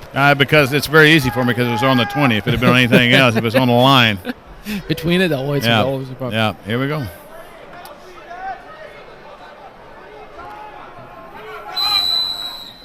Okay, they called a timeout. Sweden called a timeout. Timeout. Sweden uses a timeout right there because they didn't have everybody in that they needed to be in there. They were missing a wing. Yeah. And that alignment. And this so rather than risk it, I mean you're down by 1, and this field goal gives you a 2-point lead in a score-fest game, and you'd hate to see that field goal blocked or disrupted because you didn't have enough men on the field. Notice by now, a touchdown will give you 6 just this little mistake to have, so to speak, they don't have the full personnel on the field. It's very common. National team, you're not really. Now that's one of those things that'll drive a coach crazy, though. I'll tell you that. Because it will. But it's the hard thing just to get people to know when I'm in and not in. And what you'll see here, what I think you're going to see here when they line up is they're going to have that nub side or the wing side is going to be to the left there. The cool thing about this formation is you have 3 eligible receivers for a fake over to the left side, and then you got the long on the. They put the wide wing or the nub side there to the field because that's a shorter distance to the ball there, a better angle as you get to the block. Kick is going to be from the right hash. Oh, it's close, and it's. Oh, it was just short. Just short. It was straight through, straight going to the uprights, but did not make it. I think he kicked it a little bit low on the ball. Maybe so. Yeah, not too much power into it. Yep. But I am not going to go down in the field and tell him that. No, he's a He's pro. gonna probably know it already. But otherwise, it looked good. I'd still take him in a crunch. Every day. The two tight end look right here for us. First time we've seen this, I think. It's a dive pace straight up. Yeah. Oh, all right. That was a good run right there. Big block right there. Yeah, it was an excellent block. I'm going to tell you what, if you're a Team France fan, then you want to thank Anthony Dablé for his hustle on that play. Because that block made Stefan Yempo made a fantastic run there, number 24 for France. But I'm going to tell you what, he ran to a couple of guys that should have had him tackled. It was that simple. But Anthony Dablé ran down and he made a knockdown block to finish the run off there. Philip Ninja did not use his arms. He went for the kill shot and missed it. The running back is too good for it. He just avoided it and used the power. And I think that was another time there where France came out of the blue, double tight end, double flanker, single back. Yep. You know, Sweden's making an adjustment to the formation and get through there and make the play.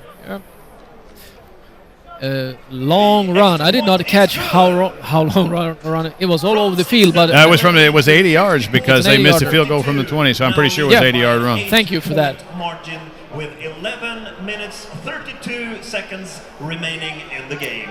So the score is now 50 to France and 42 Sweden. Yep. This game is not over. No, it's not over. It's going to be a fight until the end. There's a lot of football left to play here. We're seeing a lot of interesting things here as we watch this.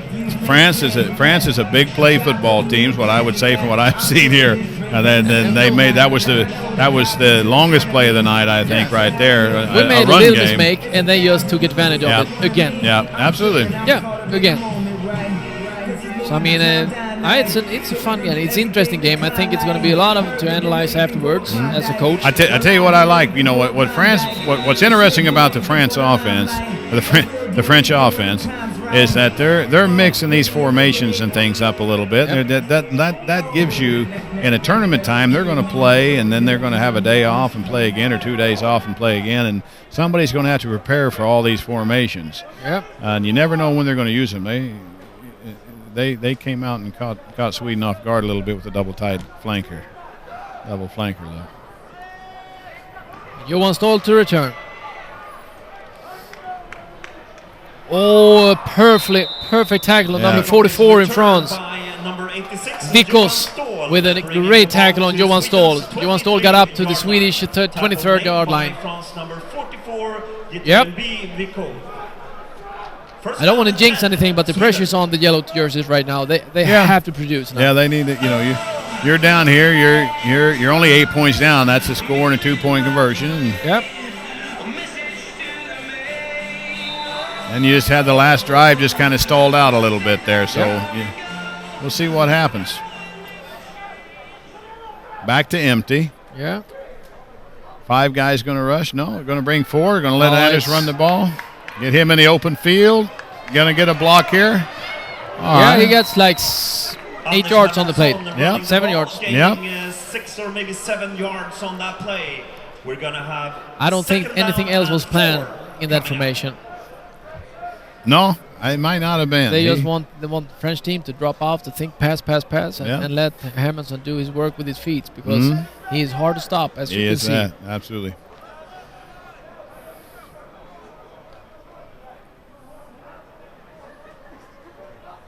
France back in their base defense. We got pass again. Nice it's a shot perfect pass. There. Perfect pass. There we go. I say Dottie can also catch the ball and run with it. He's been blocking excellent. He sure can. He's been blocking his tail end off all night, and he made a nice little catch and yards after the catch right there. He's a big receiver.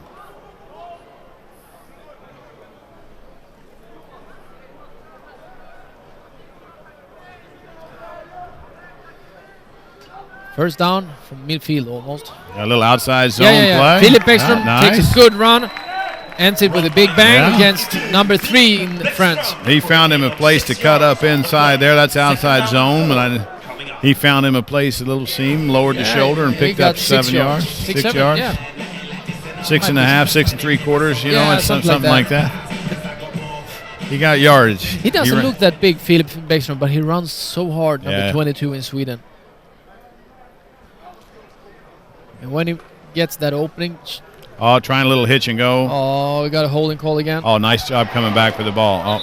Incomplete pass for Sweden, but there is a penalty on the play. I tell you what, I mean, you know, I'm an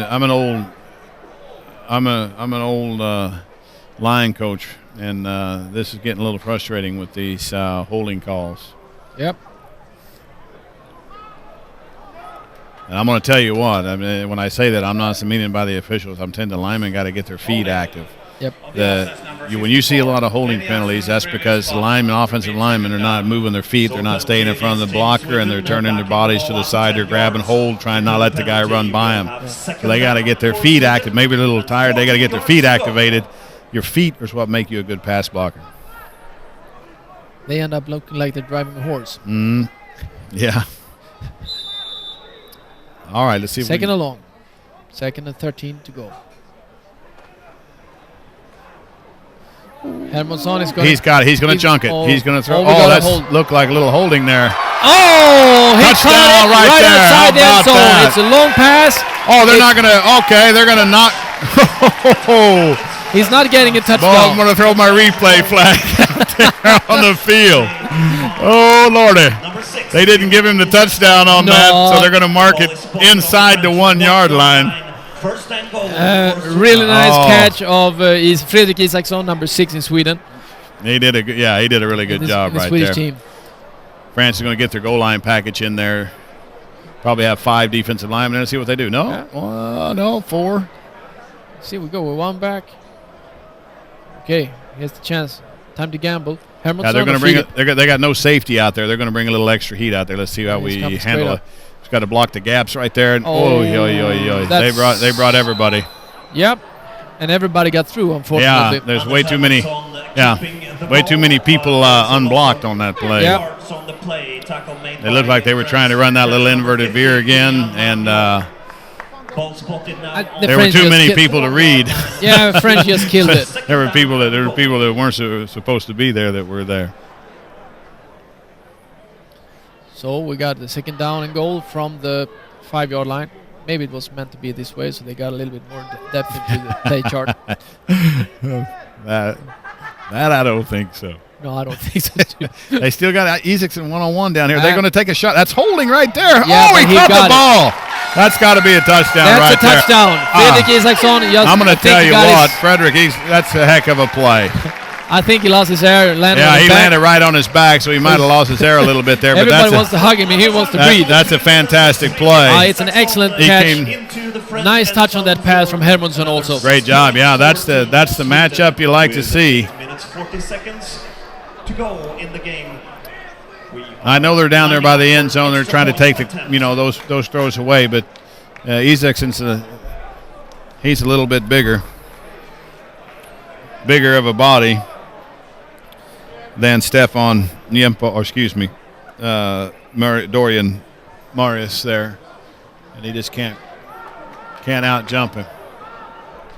Sweden's going to go for 2 here. They go for 2? They're going to go 2. 8:40 left in the game. We're going to try to tie it up at 50 or be 2 down and still. This is cool. Now good call. With a good sprint out. He got him in the flat. No! Let's see. No, it's rolled incomplete. He almost had it. If he had landed with it, they gave it to him. It looks like Johan's down there, a little slow to get up. He needs a doctor. I think he lost his air. With 8 minutes, 40 seconds to go. I'll tell you what, that was a well-executed play. I thought Hermansson was going to pull that down and throw it. Stahl ran a good route, just pretty close. But that's okay. I totally agree with the going for 2 points there, because you're down 48-50. You got Ola Kimmerine. I mean, he missed the 37-yarder, but I'm still going to have a lot of faith in that leg. I guarantee you that. So now it's up to the Swedish defense to get that stop. What I think we're going to see from France here is I think that we're going to see that probably that double flanker. They're going to try to run that ball again. That's what I would do if I was him anyway. Yeah. But I'm Kennedy. That's not a French name. So. Are you sure? No connections there at all? Not that I know of. Not yet. Yeah. All right, let's see what... it's good to see. Both teams got good athletes. Oh, yeah. They're playing hard. Yeah. There's no friendly... you can't sense any friendlyship game here. No. They're hitting as hard as they can. Ola's hanging that ball up high. Oh, I tell you what, I think, I'm not, I can't say I totally know what's going on, but that ball is getting kicked high and it's getting kicked to a spot over there where it's got to be fielded, and they're sure not getting very much after they touch it there. So that may be what they're trying to do, is pooch it up there high and cover there. And cover that area. Yeah. Yeah. I mean, getting the ball to 25, I mean, that's... Let's see. France is coming out real quick here. Going a little... It's a run play straight up the middle. Right up the middle, on the hit. Another unbalanced formation. They had everybody over on the right side. They had the tight end plus 3 receivers over there on the right side. Have you seen a pattern there? If they like to run out of it? I think they run mostly out of those type of formations. It's what I have in my head anyway, from what I think, what I've seen. And it's just trying to catch the defense on their toes. They're hustling up to the ball here. Here we go. This is a formation, double tight, double flanker. It's dive. Going to run the dive. Yep. Yeah, good.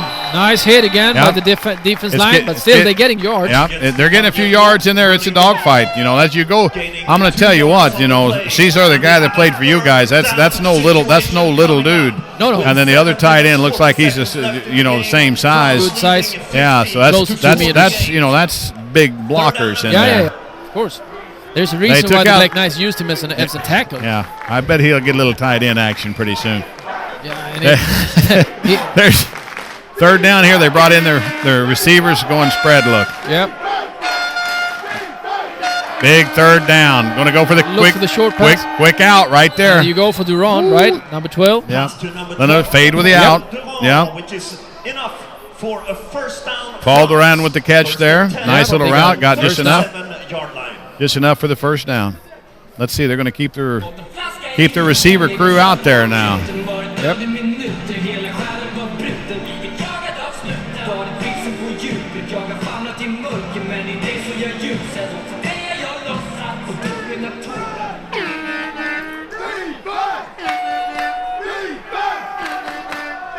Let's see what we got here.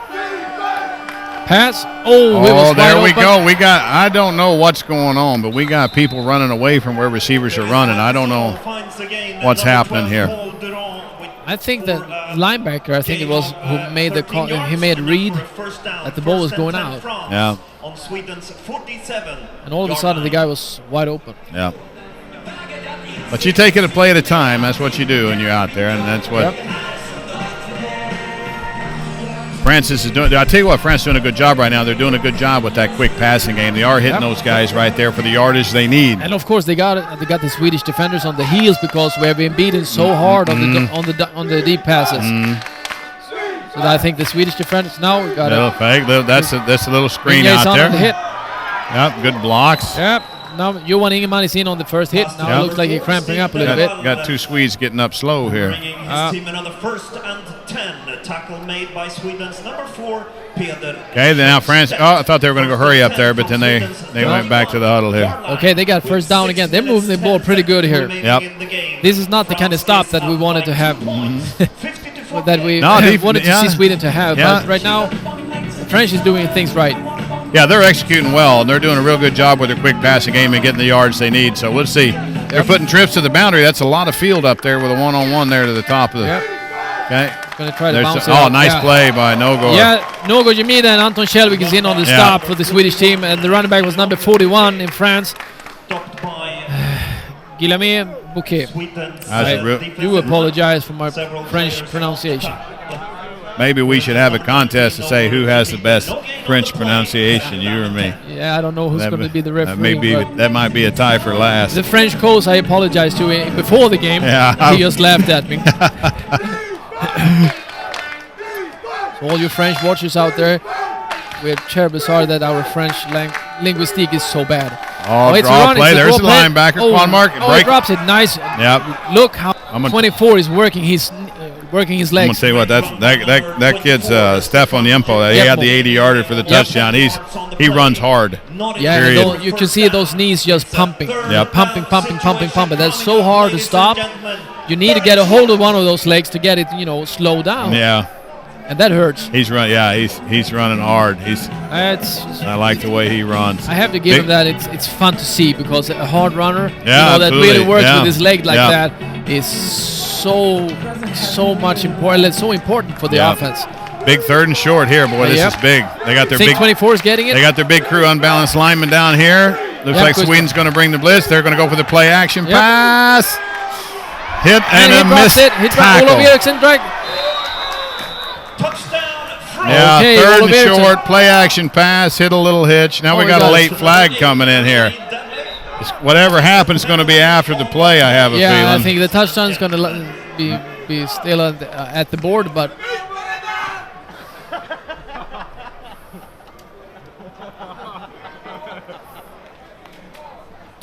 Let's see now. I think it's going to be a touchdown if we... I think the yellow flag was thrown in very late, so I think it is non-sportsmanlike. Somebody said something to somebody that the referee didn't like. I'm not going to use the word. First touchdown is good. Yep. After the play, personal foul, unnecessary roughness on Sweden number 33. 15 yards penalty will be enforced on the following kickoff. Okay. I hope I don't know if everybody heard what the referee said. It was a touchdown. Will stand. Yeah, you got number 8 scored. Yeah, then Marcus Christensen got called for an unsportsmanlike conduct there. So that's, you can't let your frustration get you and cost your team penalty. Because now France is going to get a chance to kick off 15 yards up from where they normally would, which gives them a better chance to kick it deep and put you in bad field position when you need to come back with a kick. It's be a nice time for a block and a return here. Well, it'd be a nice time for a block extra point and a return. And a good return. So but didn't. Well, 57-48. Once again, it was a mid tackle. That you didn't get a grip. Yeah. Well, what you're seeing is, what I thought on that play is that Olaf came up and he hit the receiver and then his feet just died. And that's the one thing. We talked about that in pass protection. Everybody wants to bench press and curl to play American football, and they need to be squatting and moving their feet. Because the game's played off of your feet from the ground up, and when you see a guy go in and hit somebody and then their feet don't follow with the tackle, that's you're not bringing everything you can, and that's exactly what happened right there. We brought the blitz, we're right there, got a chance to break that play up or tackle him right there. We hit. And even if we wrap, we don't bring our feet, and then he breaks the tackle and goes. The Swedish season ended in the beginning of September. Now they haven't really been practicing football at the same level that they do during the season. No, that's true. So every practice you go through the fundamentals, the defending player, you wrap up, you have the helmet on the right side, and you work with your legs. Never stop your feet. And actually, some of the mistakes we've seen tonight sort of comes out of it. It comes in a little bit comes naturally. Not everything, of course. It's postseason, and like you said, the guys aren't practicing like they normally do. Be interesting to see what France does here, but I really expect them to just kick it deep and try to. When the French team gets the ball, they're going to run with it. Yep. If I were the French coach, I would run with it. So. Yeah, they're just going to kick this one out of there. Nothing else going to. Let it bounce and go out. It's pretty frustrating. I mean, you get a penalty like that you don't need to have, and you've been having good kickoff returns all week. All week, all night long, getting good field position, and then just some unsportsmanlike conduct. But I know as a coach, those are the things that used to drive me crazy. Some penalties are going to happen. We saw the French kid come up with the pass interference to save the touchdown earlier. Sometimes you do those sort of things, but unsportsmanlike conduct penalties don't do anything at all but hurt your team. You just kind of took a chance for Johan Stahl or Philip Minja was back then to run the kickoff back. Okay, we got first down from the Swedish 20-yard line. We got a flag on the play. Got a flag on the play. I expect that to be on France in the neutral zone, so we'll probably get the 1st and 5 out of this. The runners, Sebastian Gauthier is running with the ball. That's what I expected to be because they threw it when the ball was snapped, so somebody's probably in it. Yep. It's a free 5 yards for the Swedish team. Yeah. So a penalty against France that will give Talked about size, number 96 in the French team. Mamadou Sy, he's not a small boy. He plays the D tackle there with a 1 meter and 90 centimeters tall. That's tall. I don't know why. 125. I don't know the metric system, but that sounds big. I think that's a 6'3", something like that. Yeah. 6'3", 6'4". Is that a quick screen? Oh, Get a little nice, field. Oh, nice tackle by number 3 in France. Yeah. And it's a fumble. No, they stripped the ball. It's a nice. Let's see. Nice that's tackle. one of those plays. I thought the play was over. I was waiting for the whistle to be blown. But he was fighting for the yardage, which he should be. And but I guess they're going to call that a fumble all the way. Let's see now. Ornad, number 3, Ornad Vidaler, from the French team, is making a perfect wrap-up hit. Yeah. And the next guy in, he's stripping the ball. Yep. I'll tell you what. That's schoolbook defense. Yep. Yeah, Joseph was fighting for what yards he could get there, and somebody came in, stripped the ball before he got down. That's a big. We're down 9 points, 4:02. This is defense really needs to come up with a big play here. Needs to come up with a turnover or score themselves, for that matter.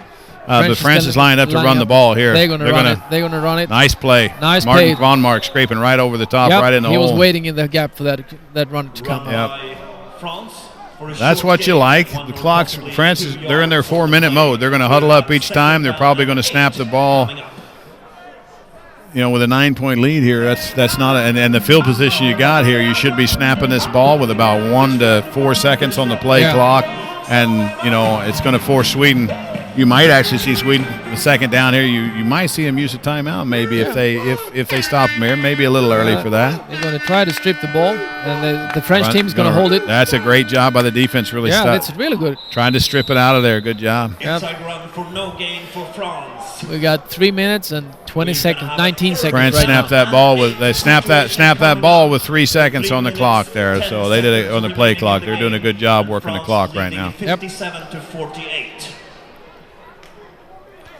Well, that fumble is going to be costly. It's going to be down. That clock is running. 3 minutes right now left of the game. 3 minutes, and Sweden is down with 57 points to France, and Sweden has 48. They are down by 9 points, as you said before. Yep. Oh, this could be. They may try to throw it here. We get an incomplete We pass. need a pick. A pick 6 would be nice. I'll tell you, you can score on defense too, and it would be nice to see a defensive score. I don't know. I don't know how they're going to call that one there. I think it's going to be. I'm not going to say anything. Hope the referee will. I saw Nogor jump, but then I didn't know the offensive tackle jumped too. So as they're going to talk about player, it. I'm always pointing at the offense. Yeah, I'm an old offensive guy, always blaming the defense. That's what they're going to call. Nogor was in the neutral zone and forced the offensive lineman to move before there. the light of time. Yeah. Before the. So it's a penalty against Team Sweden. They got an extra 5 yards. Yeah. Of course. That was an unfortunate penalty there. Now that 3rd and short now is a short, lot better than 3rd and short, 8. 2:32. Yeah, absolutely. I mean, because the first down here is really costly. Hey, the game is not over. It's just a little bit dark right now as a Swede watching. Yeah, Sweden's got to come up. They got to make something happen here to see if they can pull this off here.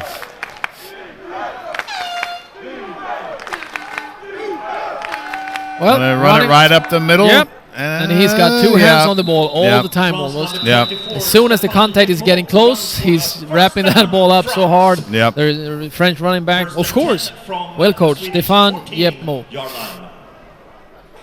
Plays for the Black Panthers back there. I'm going to tell you what, I don't know.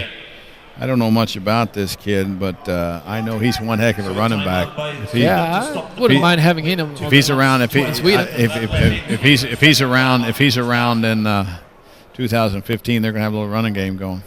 Please do really got some strong legs running. As soon as the game is over, the teams will line up and we will appoint. I think this is the Sweden's second timeout. Oh, Sweden called that timeout. All right. I think they did. So I don't think why French should do it. So yeah, I was talking there, so I wasn't. This is down at crunch time now. Here, you're talking about getting to the ball right now, and you got to be talking about stripping the ball. Well, secure the tackle, then strip. Everybody go for the ball. It's going to take some sort of crazy miracle play here. I'm thinking the coach to say something like, the first guy gets in there, get him up. Don't let him go to the ground. Yeah. And all you others, just go for it. Just knock that ball out. Get the ball. That's what we got to do. And the French coach is saying the opposite, of course. Hang on to it. Hang on to it. Don't drop that baby. Yeah. They're gonna line up in their trips and their. I look for. Well, they might look for. I look for Yempo to carry. I look for Yempo to carry the ball here. You got first down. There's not a reason to throw it. But we got a penalty. I think. Nice play now, but we're gonna. That ball. The penalty was. Oh, legal procedure. I saw the signal. Not that I saw it happen, but.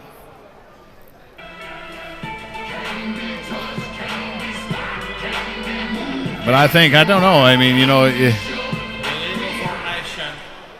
On the offense, okay, I was almost certain that was going to be against defense. Repeat first down. So penalty. No, they should decline it. Coach is trying to decline that penalty to get him into second down. You don't want to. You got the clock running. You want to decline the penalty and make it second down. Okay, it should be second down now. They're trying to decline it and make it second down. That makes more sense because they got to get the ball back. Yeah. There seems to be.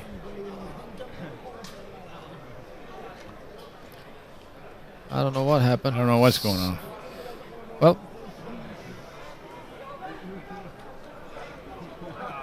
for some reason they couldn't decline it. Yeah, somebody. Or if you just made a mistake. Yeah. They're human. They're back to the double tight end guys now. Brought the I expect zone to the left. Yep. Yeah, it's a run straight up through the middle. Oh. They're going for the football, and of course he's going to get some extra yards when they do that. Actually, the Swedish defender it's Anton Kjellvik. He was hanging on to just that football. Yeah, things are looking pretty tough right now. We're down here to minute 40. And clock is ticking. Clock's running. Sweden takes their last timeout.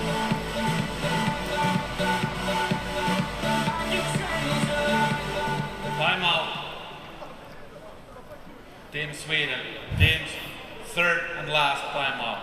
Tell you what, that's the last timeout we got. So something needs to happen this play if we got any. You got second short. Now it's time to play fantasy football. Yeah. We need a pick. Yeah, for we need 6 points. something now. France is not going to throw it. No, they're not going to throw it. So we need a fumble and somebody picks it up. Last week against Finland when Sweden lost with a. Let's see, I had that score right in front of me. Be a great time. You know, something I had mentioned earlier about France and what we're seeing them do right here is, I talked about they seem like a big play team, but what they've done this last 4 minutes is they've gotten in here now, established, okay, now we're going to work the clock. They've done a good job working the clock, taking time to get the ball snapped and getting the yardage that they need. Got helped a little bit by the penalty there, that made it from 3rd and 8 to 3rd and 3. But I'm going to tell you what, they're a good football team, and they're doing the right things right now. Yep. Look out for the slant pass right now. Yeah, there's a lot of big boys up there blocking. That's somebody. Juan marked through. And he just. Yeah, they had him in the backfield, but the info's not going to get. Henrik Dehn and then Juan Mark has having the running back in the backfield, number 24, and he is just spinning and twisting, and he's not going to go down easy. Yeah. And he's not going to let go of the football, that's for sure. Yeah. 3rd and 1. France is going to keep their big guys in there. I expect to see the same thing that we ran, unless they want to try something fancy here, try some sort of quarterback keep or some sort of play action, throw a dump to the tight end, just to score one more time. Don't need it, but that may be what they want to do. Whatever they got to do, they got to get 6 inches to keep the game. Oh, we got a penalty here. Oh, nice play. We got to. It's going to come back. Were we in the neutral zone? Yeah, I can almost bet some money on that. Cornmark was still going through the neutral zone with a piece of his shoulder pads. So his head was definitely most over. All right. I don't want to be pessimistic, but it's not against France. Offside on the defense. Now that's going to do it right there. Not so much can happen now. You got. You have to time it, and that's the penalty you can take. You can live with that penalty. I mean, he's trying to create something, and he needs to get into that backfield to cause some chaos, to be honest. And they caught him. They went on 2 on that play, too, so that makes it even worse. Everybody's thinking about getting to there and making the stop. And we got like 30. It's below 40 seconds now, and the clock is ticking down. They got to snap it one more time. Now they got a 1st down and goal, so... Yeah. So please stay. They should line up and just take a knee and that's it. But yeah, that's what they're going to do. Yep. Yeah. And that is the game, to be honest. I'll tell you what. That's going to end it there. There's not so much. They don't got to snap it again. And I'm going to say this while it's fresh in my mind. I'm going to tell you what. A heck of a football game. I mean, this was for both teams. It's a roller coaster ride of emotions that every football team is. I'm really impressed with Sweden, the way they started the game, then they came out, and then they overcome some adversity, then come back, and there's just some things that they'll get worked out. The miscommunication in the secondary that happened, and misplaying a little bit of the two man offense. Only had a couple of drives that sputtered out there. So, now you just go back to the drawing board. The coaches are going to go. They're going to take a look at evaluate all the players. Going to take a look at where we're at, and be able to coach and correct these mistakes via video editing or whatever communication system they got in the national team, and the players will get into their off-season workouts, and that'll be it for the national team. I don't know what they have planned. I know maybe there's something in the spring, or if not, it'll be next summer. So I've heard there's some discussion about the European Championship, if it's going to be or not, but I can't say anything about it. If there's not a championship next year, they're going to probably throw in a couple of games to just have that. Number 16 is the most valuable player in French, the quarterback, and I can't say that's a bad choice because he's been playing excellent. Yeah, he's a quarterback for the Paris Flash back there. He had a great game, and he did a good job. He had a pretty good supporting cast out there. Really impressed with this France football team. MVP prizes are presented by the Swedish American Football Federation tonight. And for Team Sweden, the most valuable player is number 12, Filip Julin. Filip Julin gets the most valuable player award for the Swedish team, and I think it's a good call. Yeah, I think he did a heck of a job in the first half. He really got the offense off and running and doing well. And let the teams thank each other. The offense looked relaxed. No blame should go on Hermansson because I think he did a really good job. No, not at all. I think I think that what I feel as a fan of Team Sweden is we got two quarterbacks that can both go in and play the game, and like we talked about earlier, you really need that in a tournament play. You need two guys, two deep, everybody's starters. You know what I mean? Yeah. And Sweden has that right now, and the two quarterbacks they have, and then they're just going to have to continue to build and work and get ready to roll come next landslag tournament time.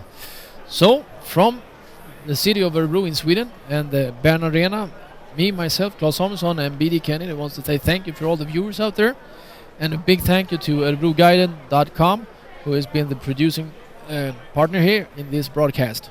Thanks a lot, and we'll be back as soon as we get a chance to show you some good football. Thank you and good night.